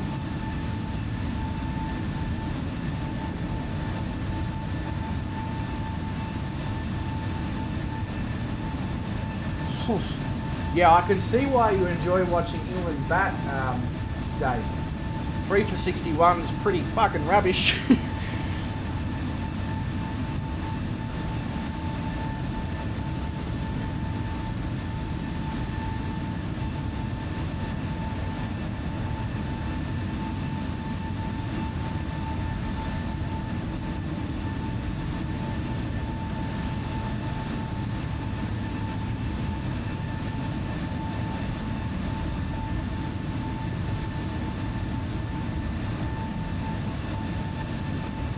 Alright, so what altitude is Rovaneimi at? I don't think it's very high. It is at 622 feet. Okay, cool.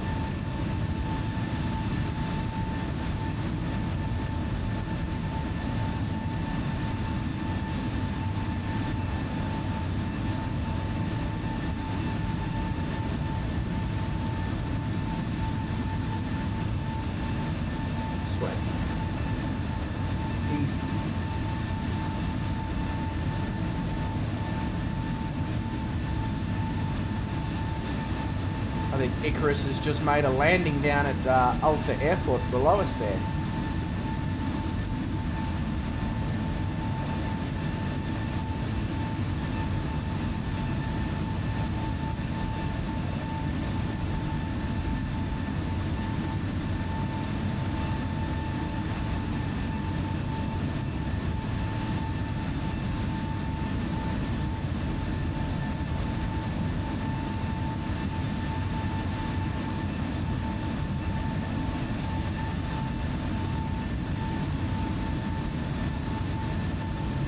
Alright, seeing as we're about 100 nautical miles from TOD, I'm just going to go and quickly warm up the legs, get the blood flowing, especially seeing as directly after this stream I'm going to head to the gym.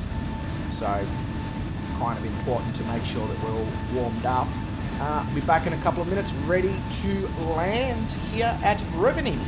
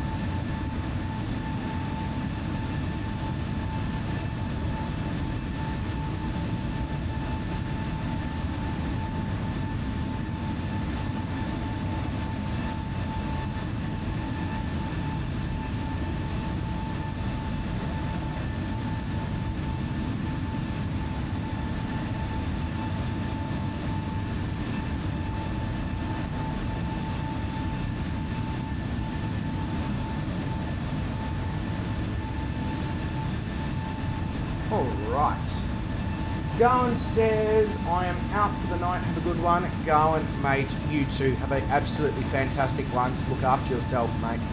And if I don't see you prior, I will hopefully see you in the next stream on the 28th. I think that's when I've got it scheduled for. Don't hold me to that though.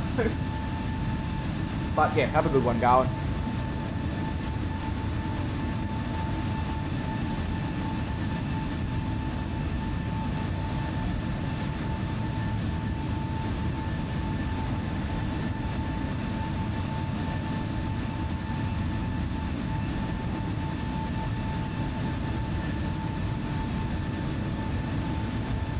Oh, music stopped. I was like, why is there no background noise?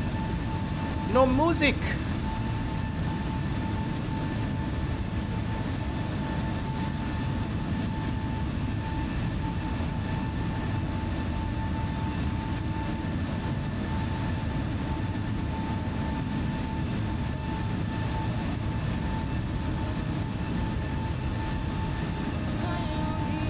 Look at my contrail. Yeah, it's... Hell yeah. How good is that? The difference in colours in the sky as we're making our way closer and closer to where the sun actually does shine. It looks like we might in fact get a tiny little bit of sunlight on arrival here to Rovaneimi, which will be absolutely awesome.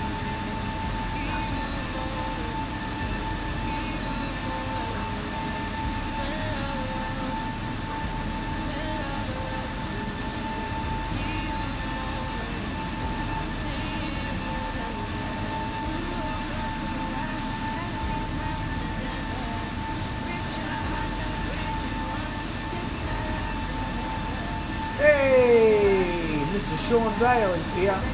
He says, morning, hope everyone has had some great fun. Sean, always, mate, always having great fun. Welcome to the stream, mate. Hope you had a fantastic Christmas.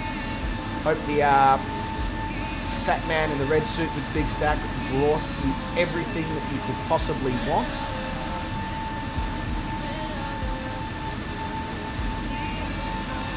I know he certainly did for me, that's for sure.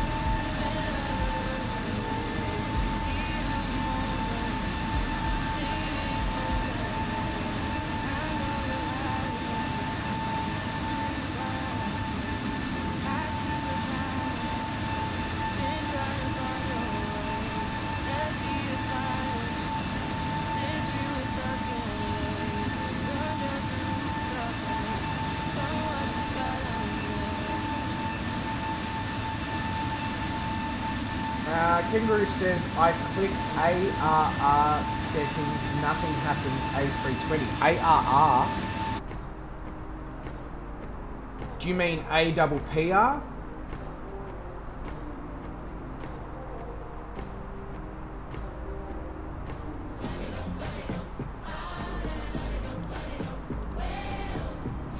Is that what you're talking about there, Kangaroo? You turn on approach mode and nothing happens?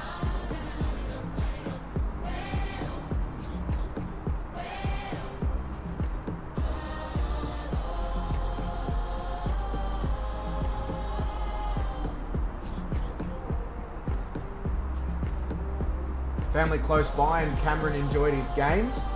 Any particular games that he got his hands on, Sean, that might be interesting or anything like that?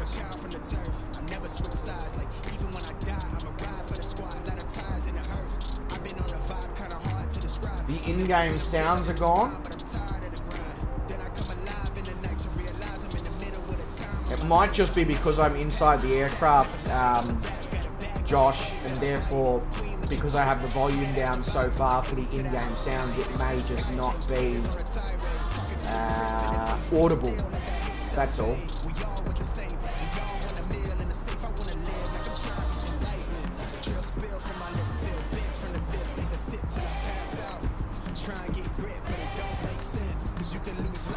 Are you talking about on the MCDU,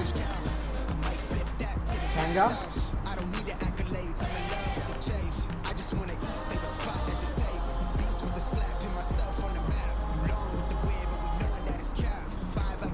I'll turn the sounds up a little bit once I'm in the cockpit for approach and landing, Josh. It's just because the way the A320 works, if I have it up loud enough so you can hear it inside, and then I go outside, you may as well remove your eardrums.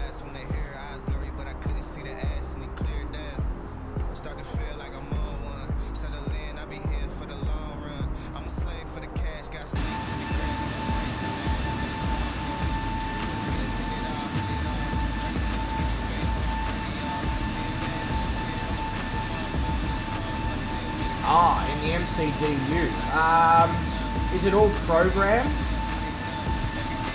into the MCDU? Because the flight plan I put in the Discord did not have an arrival program,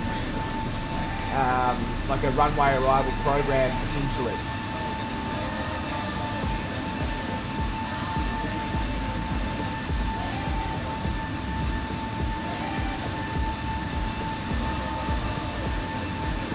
That's a good selection of games there, Sean. Very good selection of games. So if it's not programmed in Kangaroo, you're going to have to program it in manually, which means going to flight plan. In fact, I'll try my best to give you a quick demonstration, but basically you want to get to FPLN, and then you want to find the decel, and you want to click that bit on decel, and then it should give you a list of all the various approaches that you can do to make your way into Rovaneimi.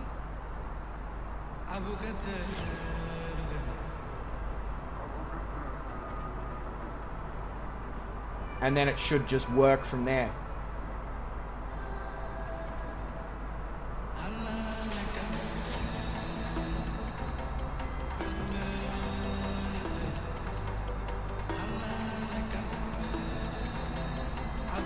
So I've already programmed mine for the ILS on runway 21. I don't know if that is the active runway, but I did it mainly because we had the issues with the approach and landing at Svalbard where the autopilot lost its mind. I want to try again and see if I can get the autopilot to not lose its mind this time during the approach and landing phase.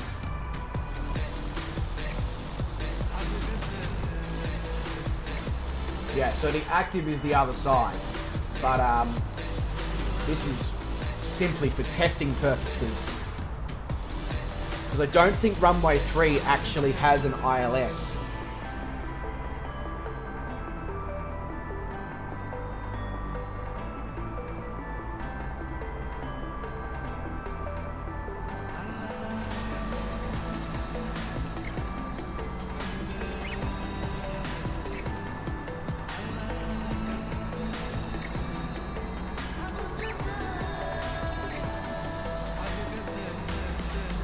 Alright, so we're going to be in the cockpit now for probably the rest of the flight. So what I'm going to do is I'm going to increase the noise of the aircraft.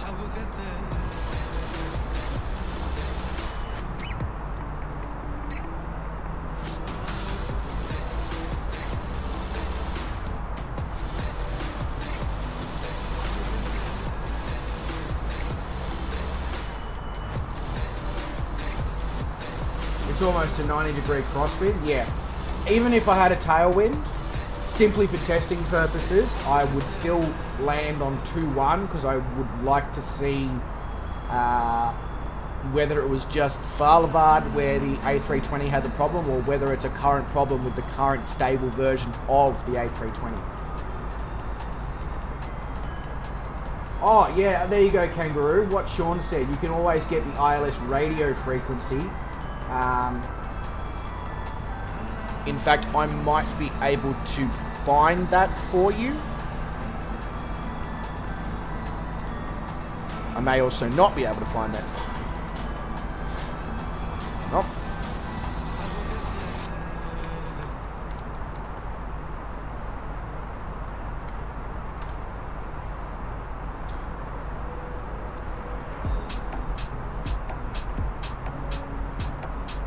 So, what I'm going to do for you, Kangaroo, is I'm going to actually put the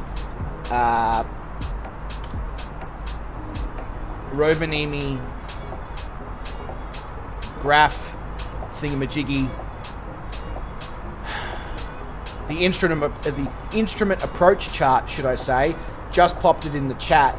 That will give you all the various radio frequencies and minimum safe altitudes and all the information you need to not necessarily have the ILS programmed into the MCDU and instead use radio frequencies and stuff to make your way in.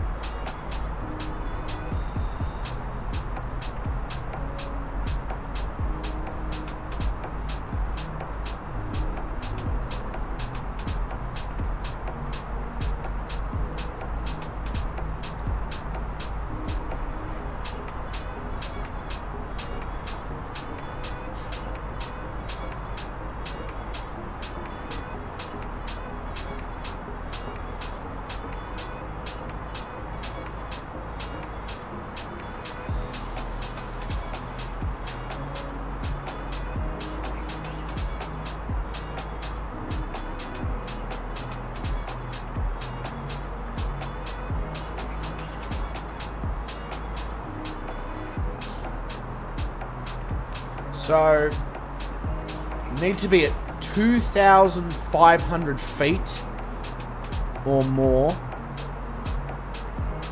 at the capture of the ILS. Okay, cool. That's more information for myself as well than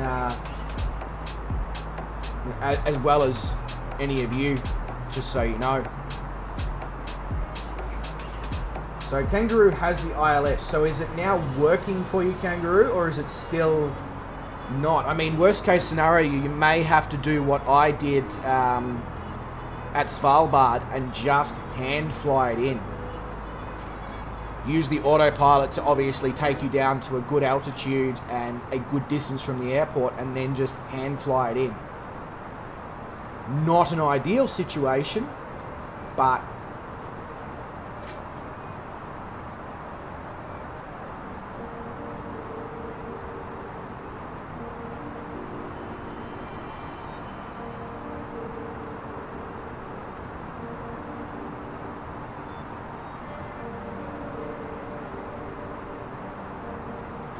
chop and drop and pray.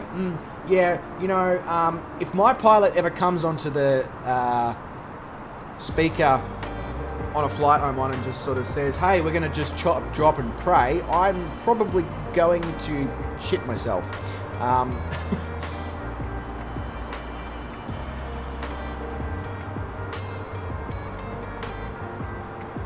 I mean, there's no guarantees either, Kangaroo, that even my MCDU setup will work. That's part of the reason why I'm going with runway 21.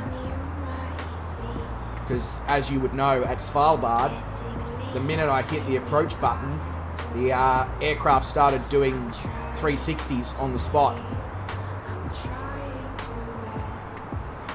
So I may too also end up having to hand fly it in.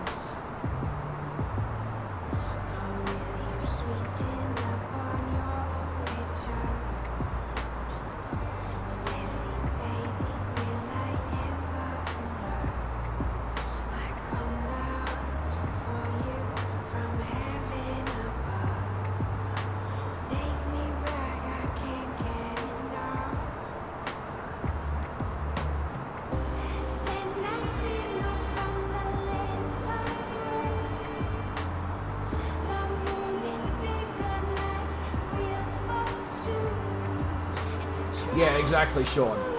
And then proceed to shit yourself.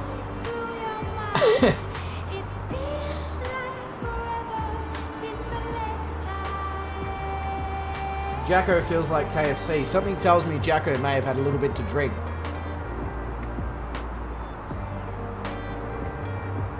Just a feeling I've got. Also, Jacko, I feel like you might have some news that you might need to put in the chat or in the Discord. I mean, it's just a vibe that I'm getting off of you.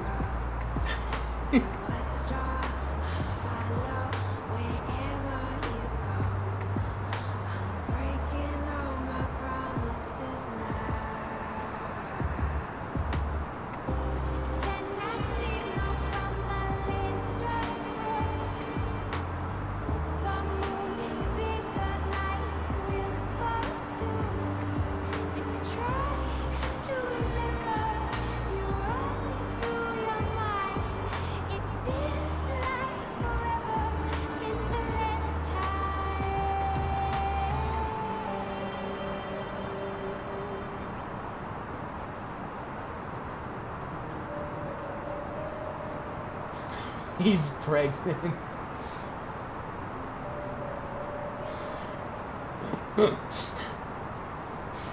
Yeah, he's pregnant with Wes's baby.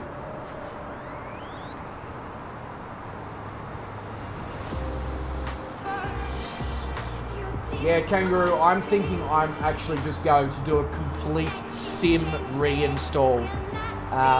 Just because I'm getting little weird things occurring, and the last time I was getting little weird things occurring, I fixed it by literally removing and starting again, so I might just do that. Swiss Cheese 912 says, "Hi, I'm a YouTuber with 34,000 subs. G'day, Swiss Cheese. Welcome to the stream. You are very delicious, I must say. Hope you had a wonderful Christmas. If it is still Christmas Day there, Merry Christmas. Otherwise, Merry Boxing Day."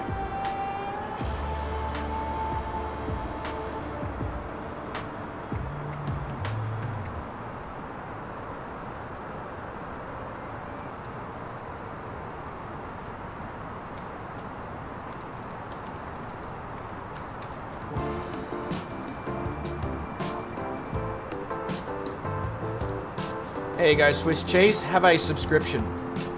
You've got some awesome looking content on your channel. What a legend. What a legend.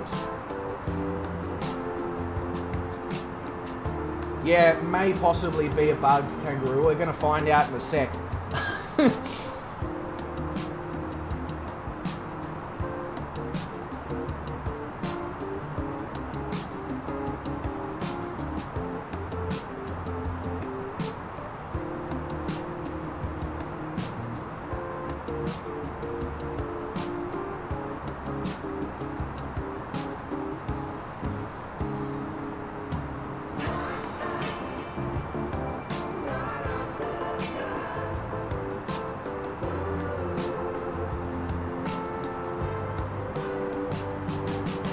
There we go. David's dropped his news. He's not actually pregnant with Wes's baby at all.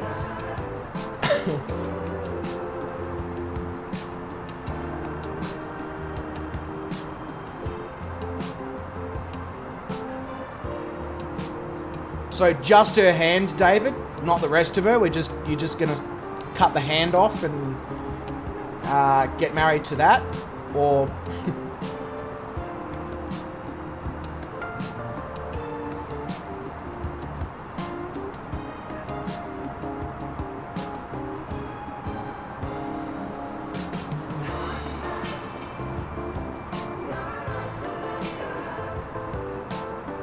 Oh, Wes is also pregnant with your baby. So not only are you getting married, but you've knocked Wes up. Far out. You're a busy man, Jacko.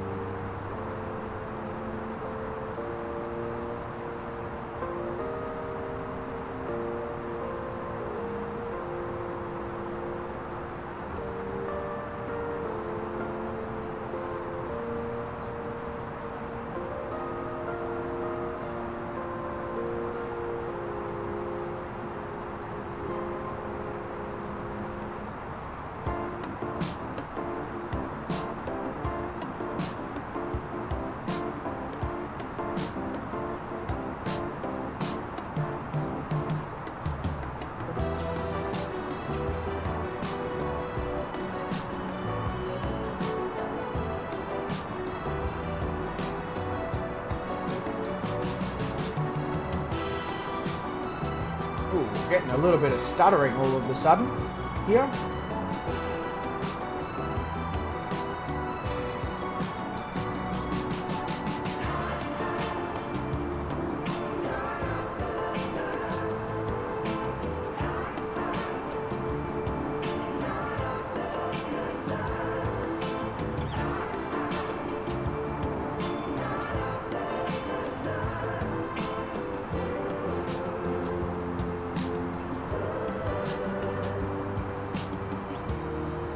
Hey, Calling Pigeon is here, he's in the FA18. G'day, Calling Pigeon, mate. Welcome to the stream.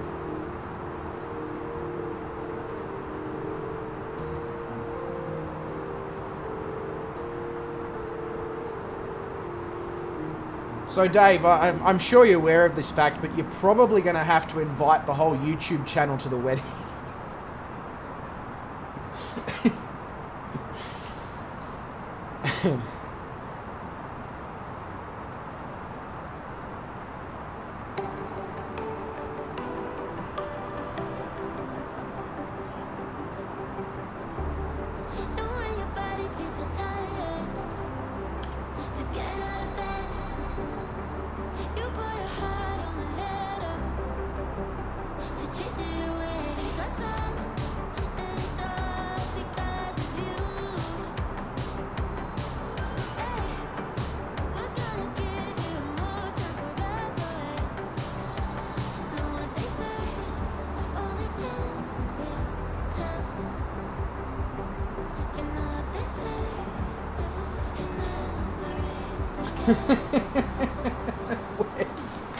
Is she aware that... Hey!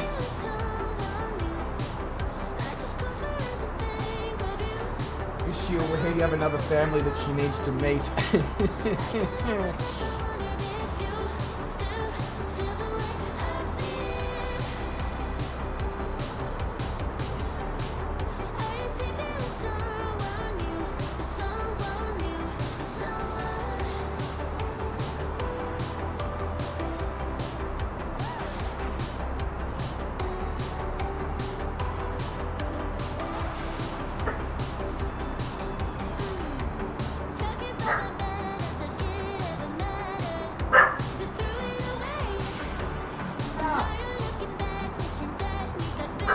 Couldn't resist to make it an in-house raid.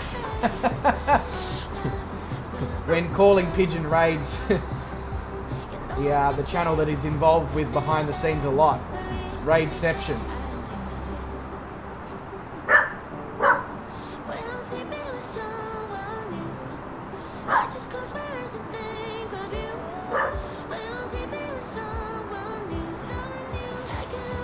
What on earth are you barking at, stuff?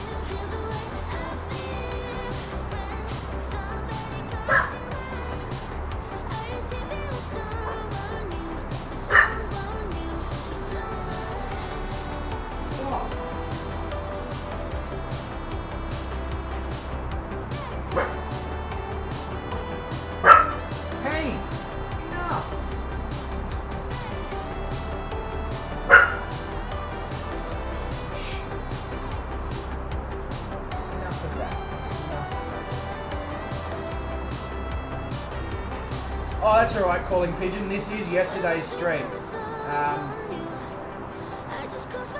I had serious sim stability issues yesterday morning, so... But they seem to have been worked out by changing absolutely nothing at all.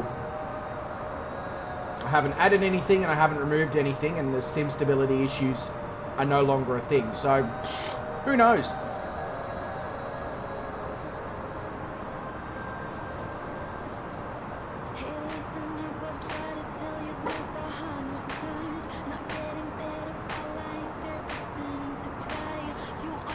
But Merry Christmas to you as well, Calling Pigeon.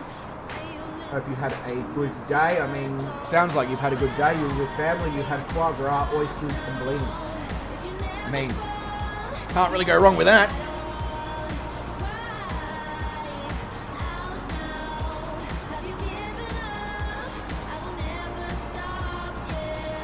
Oh, she knows about us, David? Okay, cool. Sweet.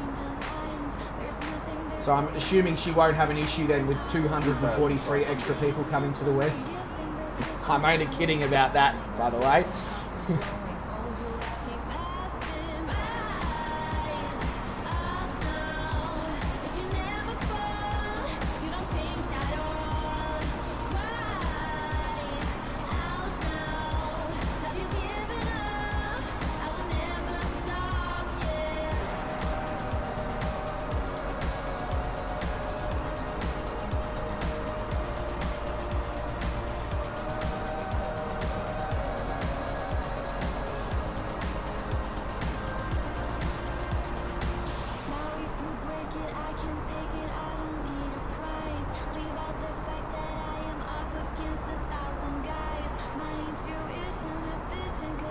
Absolutely, Dave. 100% agree.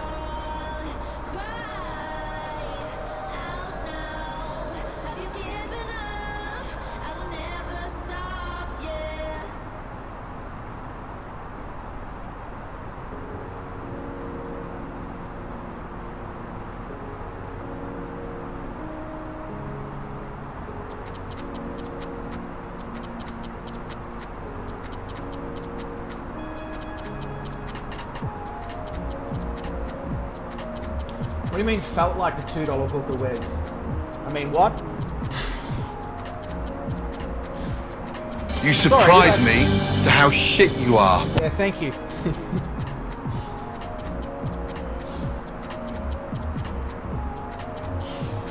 Don't worry, I surprised myself as well.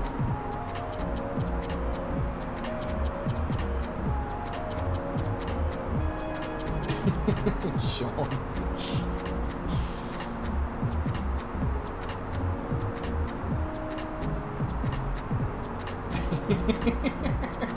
I thought so, Wes. You may not think so, but everyone's entitled to their opinion, and my opinion is correct in this case.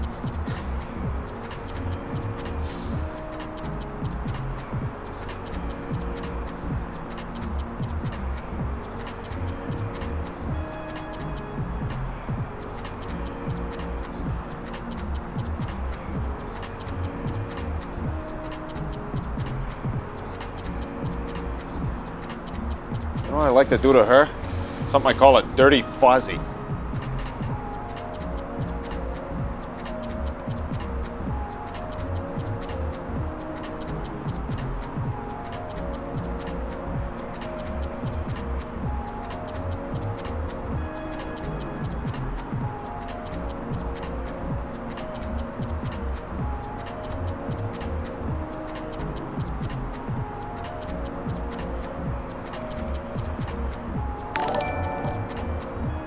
Hey, Marcos1112 says hello, Merry Christmas over on Twitch. Marcos, mate, hello and Merry Christmas to you as well. Welcome to the stream. We are just about to turn final here at Rovaneimi.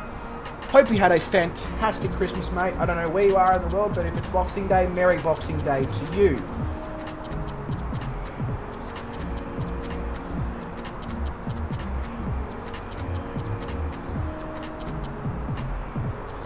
Disaster!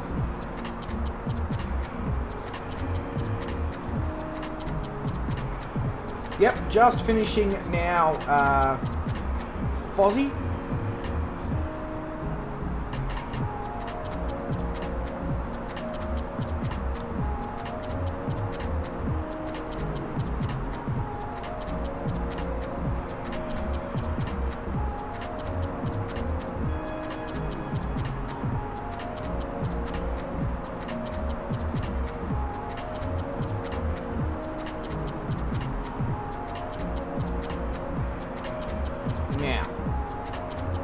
with any luck, this plane should just start to do everything for me.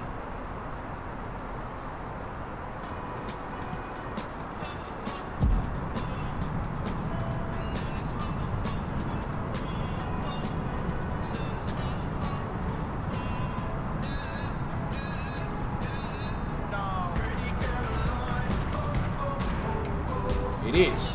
Okay, so it was obviously, for some reason mine's working here, Kangaroo. I'm not sure why yours wasn't.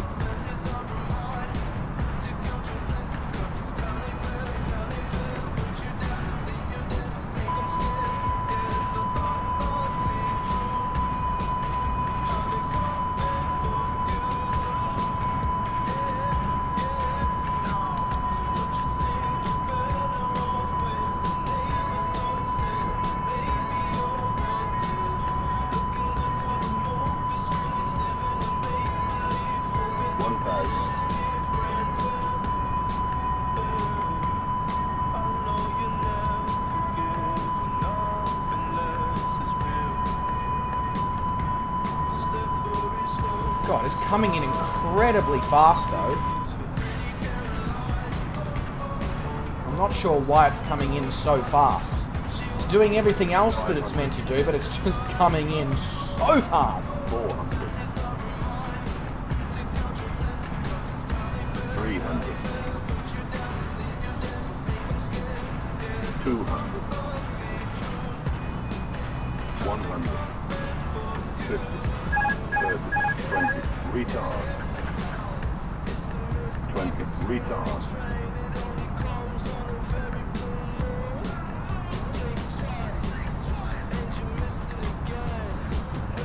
Hello? We gonna touch down anytime, aircraft? Far out. Nope, no we aren't.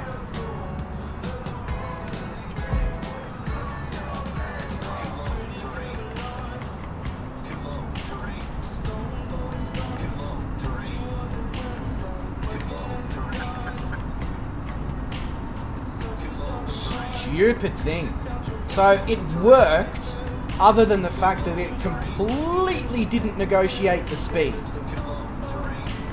of the aircraft, which it's meant to do.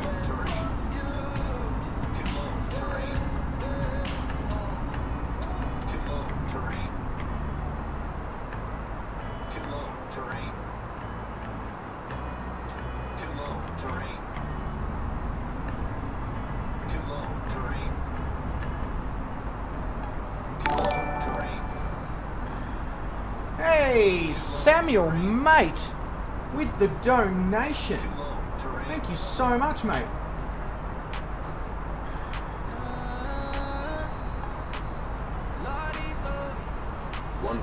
What a legend.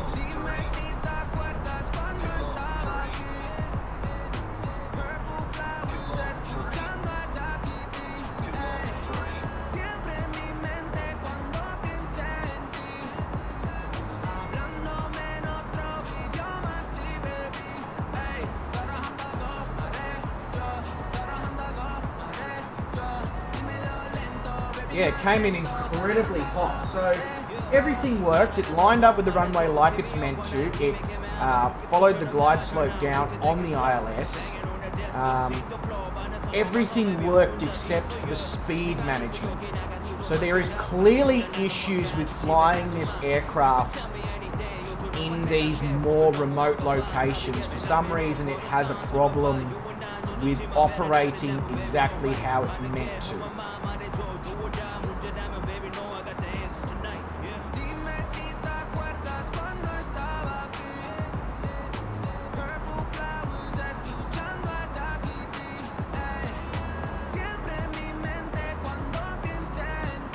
It's for good luck landing. Yeah, well, now I'm going to be doing a hand-flown landing because it has proven that whilst the system works better here in Rovaneimi than it did at Svalbard, it's still not foolproof.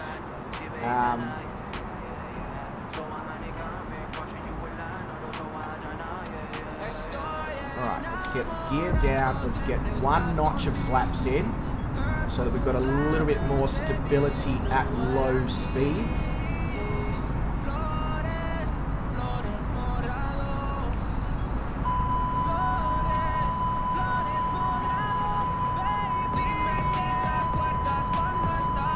Yes, aircraft, I am slowing down.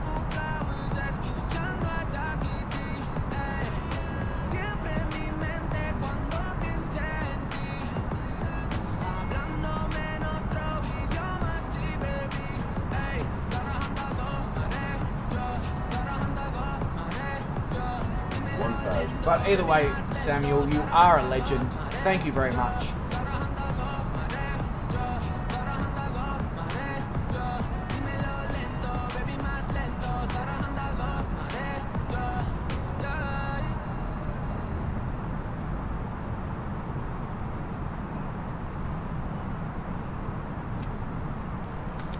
Put a second notch of flaps in.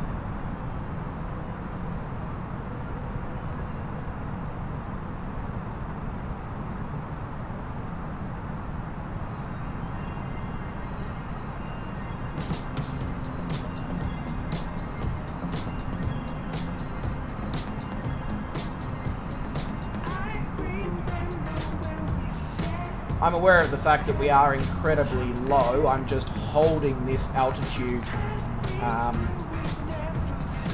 mainly because I can't actually see the runway properly, which is not awesome in any way, I must say.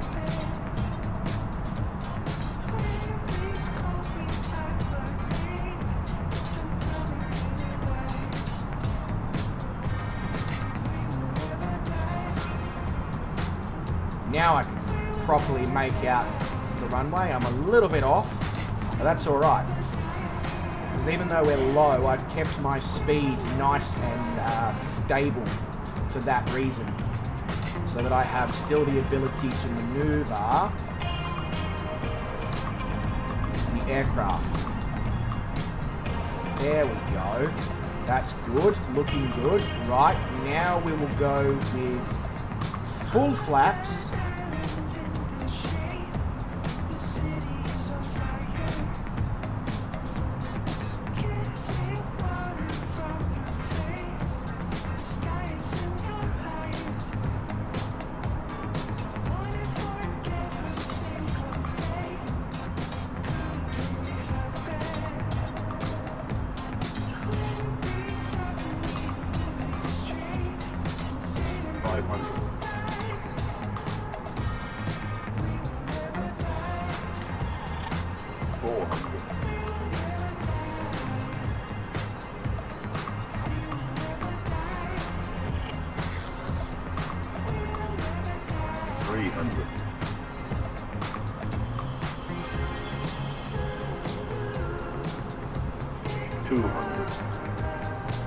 A little bit low, but nothing too 100. crazy.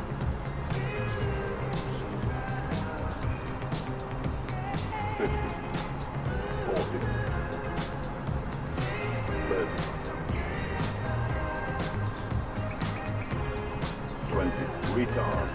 10. 5.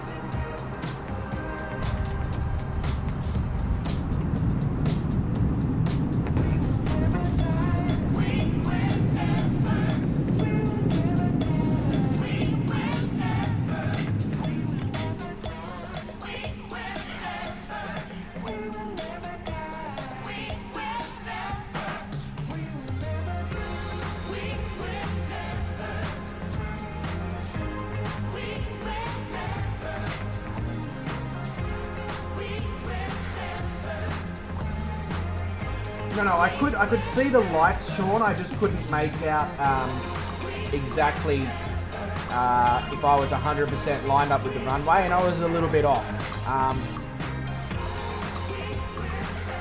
Probably bad wording on my behalf there.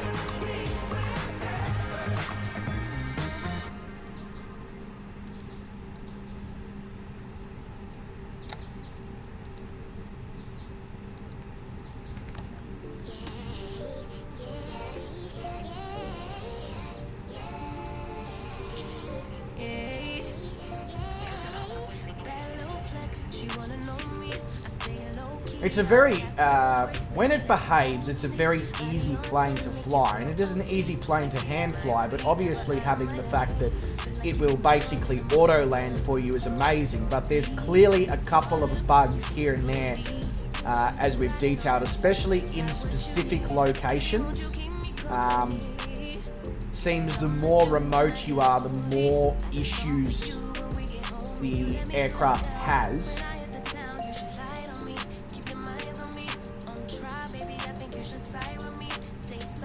Jeez, this freeware Rovaneimi scenery is quite good. Really quite good. But, welcome to Rovaneimi.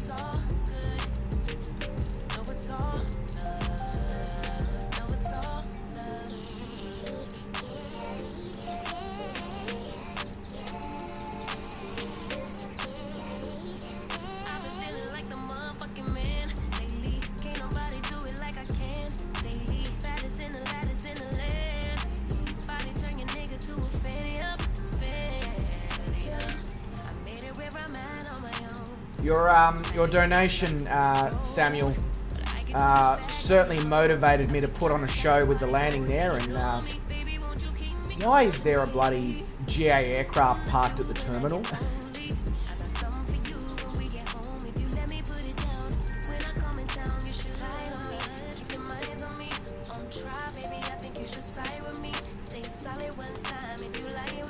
Bloody Trinidad pilots, I don't know.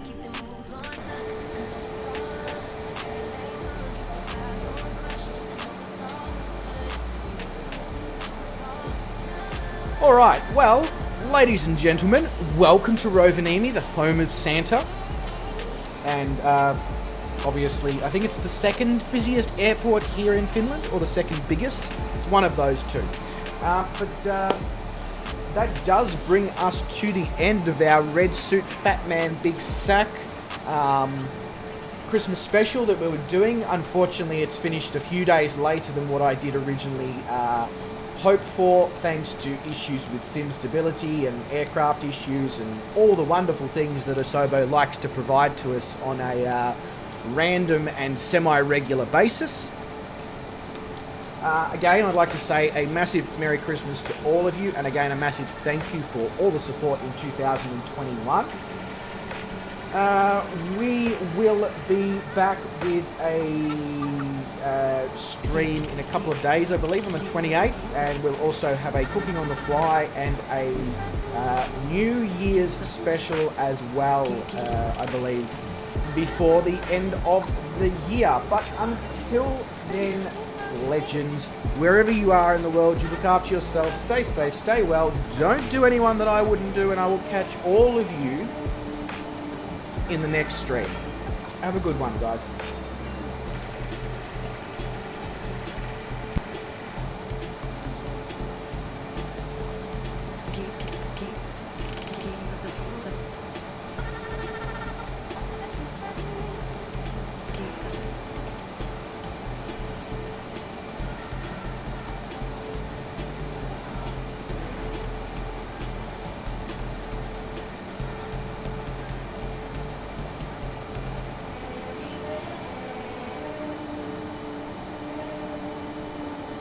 Oh, and I also forgot to mention, in 10 hours' time, I'm co-hosting on Sky Blue Radio with Willie Canuck, with Swedish VFR and a few other guests as well. It's a bit of a party of guests. So if you do feel like joining into that, I would love to see you all over in the Discord and listening into that show.